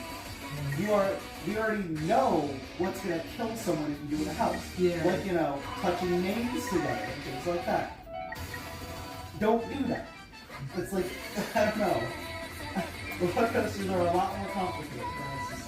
They basically build a house just to house the area where you walk onto the roller coaster. That's the fastest part of a roller coaster. That part takes like a day.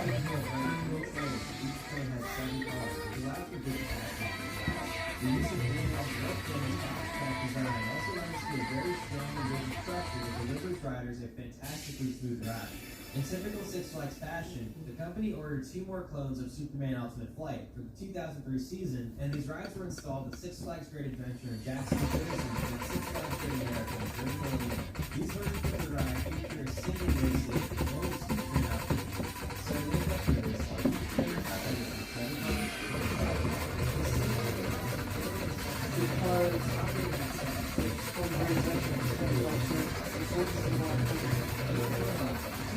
So I wonder how long it took them to build Six Flags.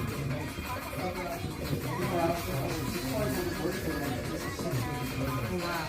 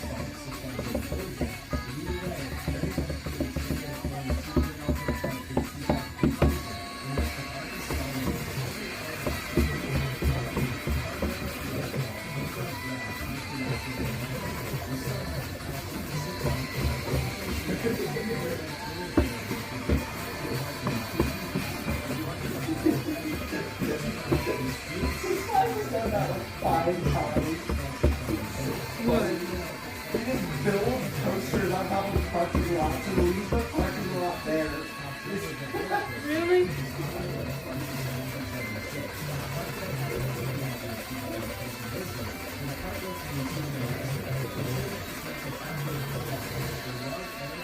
Nope.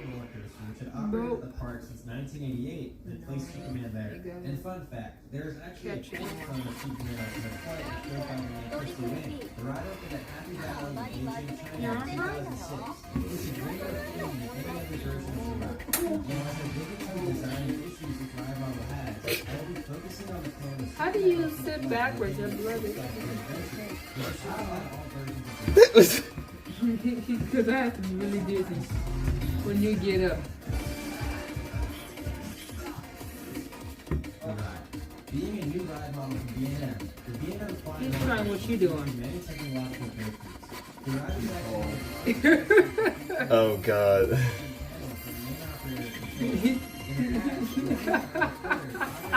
You gotta move up a little bit. He's too calm. Sorry. He's funny though. He's trying, he can't see nothing. He sees it's bored.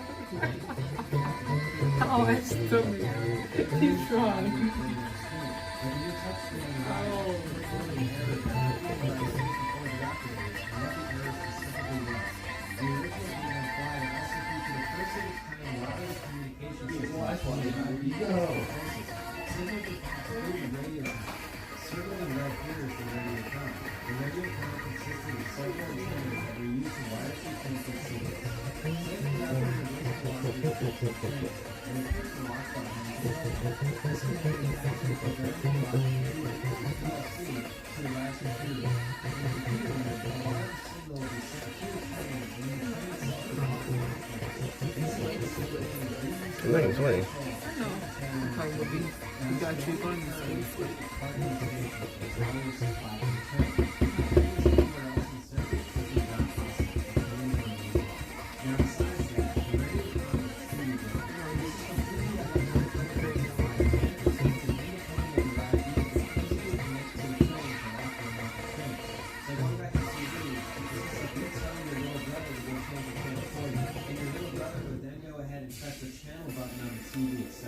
Wow. This system used by most roller coasters built by incident amusement rides, where a copper rail connects to the train to send an electric pulse to lock on the trains. But for the BNF flyers, instead of dropping over trains via wireless signals, how does this interact between the computer system and all? The radio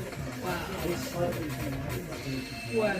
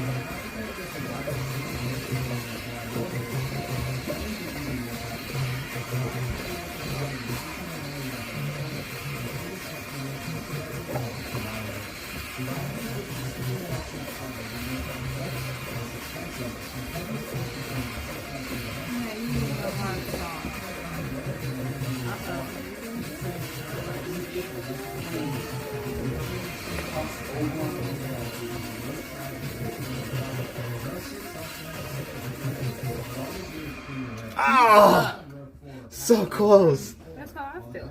So close. That's how I These are feel. used to power the chassis pin motors. So close. That's how I feel. See, it was close. Almost. Slight airs flicks. Almost. That's how I feel.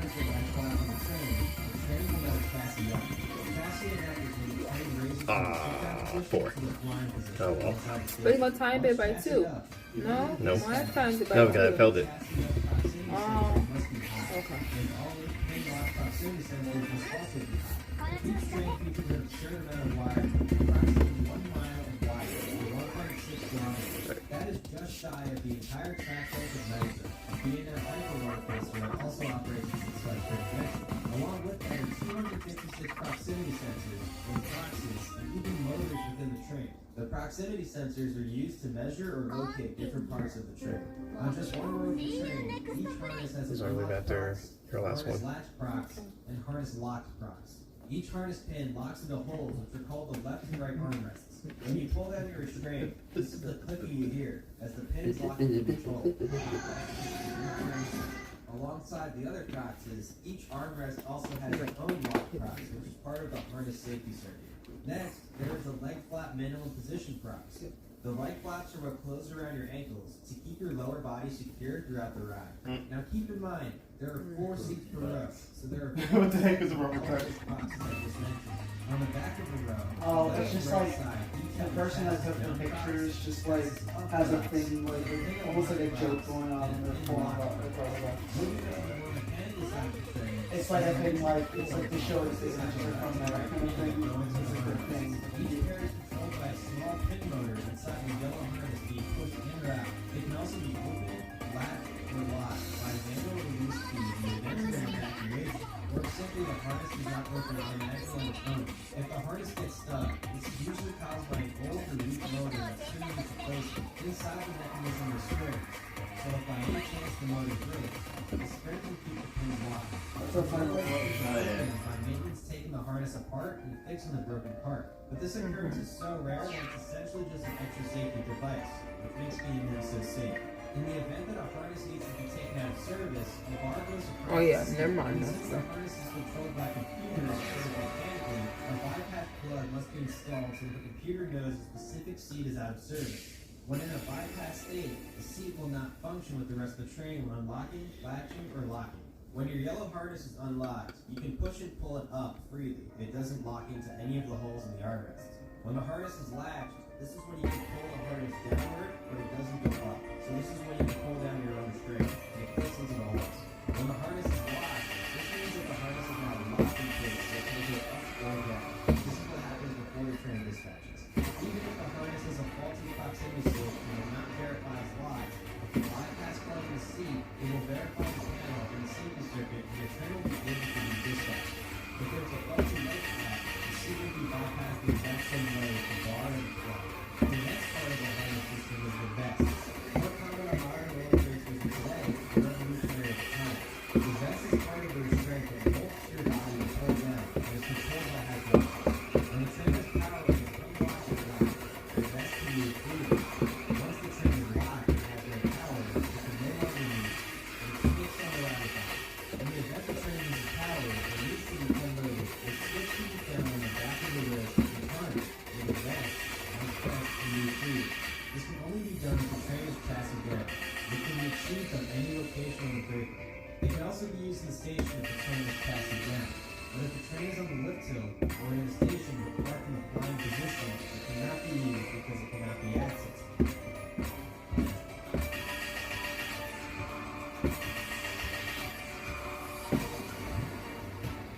When pulling the harness down and flying, it makes a loud screeching noise. But it is perfectly safe and designed to be opened like your body and air.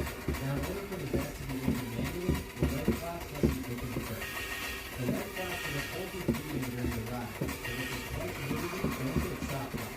They secure the feet in a fixed position for the duration of the ride. When operating with being on the flyer, the leg flaps are something that should not be used. At Six Flags Great Adventure, if the leg flap is missed, it looks very bad upon the attendant, the vehicles, and also the ride supervisor. If it is noticed that a leg flap is not secured when the train is dispatching, the ride operators will immediately let go of the ride dispatch buttons. But if it is too late, the train proceeds to leave the system. So there actually have specifically at Six Flags Orlando, only at Six Flags Orlando, there have been 2 separate cases where leg flaps were not caught, and there was one case, at least a reported case, where leg flaps were not caught and the train was not stopped in the lift hill. Meaning the person that was riding, who luckily was an enthusiast and knew to keep their legs up, that person kept their legs tucked the entire time. And if they didn't, their legs literally could have been taken off by the owners of the person.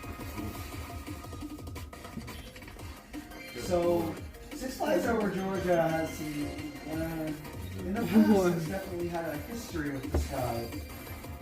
More so than some other. The ride operators will press the lift stop. But in recent years, they've been fine. The last time they did anything stupid was in like 2017. The leg flaps are pretty cool. They open automatically when the train chassis is down after entering the station. If the vest restraints are unlocked and you pull that harness down, the leg flaps will close, then reopen once the harness is down. The reason for this is that the hydraulics have not been told to keep it closed, so they open back up. But once the train is latched or locked, they will close and stay closed once the harness is down. But B&M have accounted for the leg flaps still open. That's why you'll see attendants kicking them closed. Even if they are already closed, the attendants are required to kick them still to ensure that they are downward in the most minimal position. The flaps can only be This opened company immediately is by so the silly. They designed this system that if attendants are just getting hundreds of thousands of times. On the armrest that the harness pins clip into, there is also a Well, see, yeah, but usually that happens if they stop on a lift hill, and then they go open it back up, or some of people's license, and close it back up. which is extremely unlikely as said before the disclosed. In the event of an evacuation while train is still in a flying position, these safety pins must be pushed in manually by using a thumb screw for the harness to fully open. Each rail also has a pair of chassis pins controlled by a motor that when the train passes up, extracts out, locking the chassis in a flying position. And when the train returns to the station, the chassis pins extract so that the chassis can chassis down. These can also be pressed manually in the event of an unload with a crank. They are spun clockwise to lock or counterclockwise to unlock. So if you couldn't tell already, Superman's trains feature a lot of electronics. The trains are already operating. And I don't know if you've heard of the cartoon that he said that each train has about 1 mile away. Most roller coasters will connect to computer, mechanical, or electrical issues, where the ride must shut down due to an error or faulty ride component that needs to be replaced. Well, because Superman's trains possess so many components, the trains can have their own errors that the computers independent of the ride. With a normal roller coaster, if there's an error with the motor that powers the lift hill, the entire ride is forced to shut down. But if Superman has a train error, only that specific train is affected, as the error is contained within the train. And the other train, and the entire ride itself, will be trigger operated. Now, train errors can only occur in the train's parking station and is connected to power and a wiring stop. In most cases, the error can be easily set, and the function can continue to be used without any issues. But since Superman is so subject to normal ride errors and other roller coasters, this contributes to the downtime of the normal ride and experience, as there are now 2 ways in associated downtime, both ride errors and train errors. It's actually possible for the rider to experience both the ride errors and the train errors at the same time, since the errors can be truly within the system. If the train error can't be resolved, the train will have to be removed from the track and waiting for it to address the issue. And since the trains have so many electronics on board, this is protocol in place. Compared to the trains in Dreamland flying roller coasters, most of the roller coaster trains are simple as dirt. So for other roller coaster fans, there are so many less possible issues that a train can have with requiring the train to show their service. Another reason for one train operation on Superman is weather. It's sensitive to weather. While the trains are long distance, the trains cannot operate in moderate to severe weather due to all the electronics on board. In most cases, the ride runs both trains, and this has a tendency to go as well as the other trains that do the maintenance. The train weather is unforecast, but later in the day, the not being able to operate the two trains. But as the storm approaches, maintenance will come to the ride and remove the train and reduce the ride from the train operations. The second train will be parked in the storage bay. This eliminates the chance of the second train stacking in the playground while operators are returning to the station, because when the train stacks, it is exposed to wind and water can play on top of the electronics. The ride will continue to operate the one train for some approaches. Depending on how bad it's covered, the ride will continue to operate through the rain water, or if the rain is too heavy, the ride will be forced to stop operations to protect the electronics on board the train. But when the train is back in the station, the regulator of the train actually hangs outside the station door. So if the rain is too heavy, water can cool on the way. And also, since the station building is open around 9 buildings, the rain can get inside the station and soak the trains. When these things happen, the ride supervisor will have to remove the track and place in the storage area as well to protect the electronics. Damn, If okay. you see a roller coaster running less than the maximum train count, it is usually due to train errors, general maintenance, or bad, approach real to bad. equipment weather. Extra bad. Also, another fun fact about the trains, the upstop wheels right underneath the rails are the exact same size as the road wheels, which are the main wheels that ride above the rails.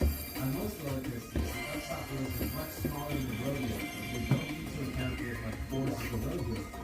But because of the pretzel wheel, the upstop wheels have to be the same size as the road wheel to account for the forces exerted there. Now let's talk about the mechanism that raises Superman's trains from the loading position to the flying position. This is done using a Hertron, or SAM, which stands for Swimming Arm Mechanism. On each drove Superman's trains were wheels that ride along the left and right edges. These wheels are called the Hearst wheels. Inside the station, the Hearst wheels ride between the Hearst rails.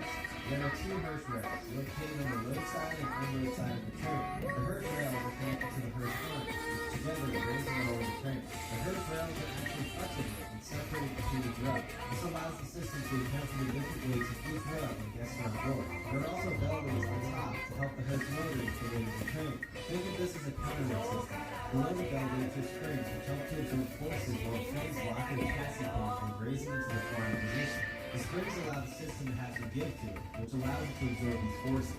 Now the process of raising or lowering the Hearst system takes 80,000 lines of computer code. Yes, 80,000. During the process of chassising up or chassising down, the system knows when to move the Hearst arms faster or slower. 8,000 sounded a lot until you realize that, like, this score probably has over 10 million lines of code. Like, I mean, 8,000 is a lot, but that should be done by like one person in a couple months. Like a software engineer, and then right? And that's not like a stupidly ridiculous system.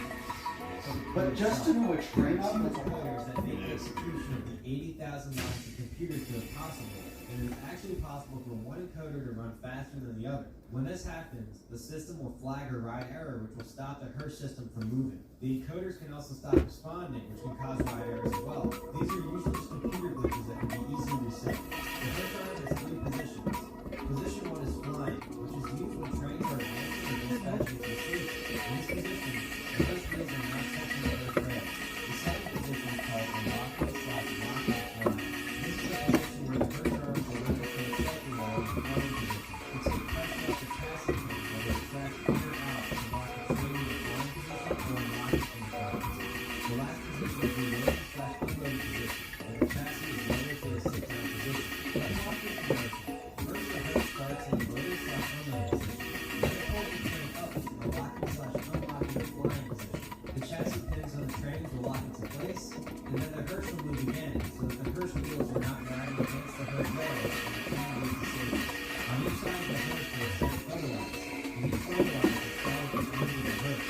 The longest Hearst arm or roll, the length will pass from the front line longer than the Hearst to the front line of the other, and must pass through all the holes along the way. The Hearst will continue as long as the line being broken.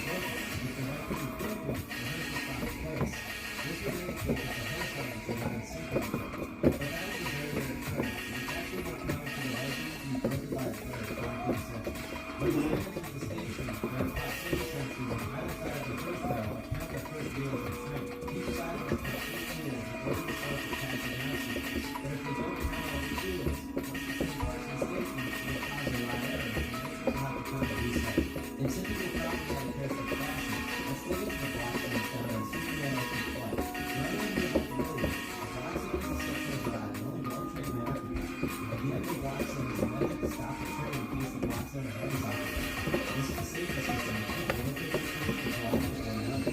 Superman Open Flight operates at 4 blocks. The block zone is a It's so sad to hear how overthinking I'm looking at because it is. The transfer track is a section of road that immediately before the station at the positions so that trains can enter or exit the storage. There is a section of road directly behind the transfer track called the safety brake. While this brake consists of friction brakes that are capable of stopping the train, the safety breaker is programmed into the same block zone as the series brakes, which is the breaker immediately following the inline twist.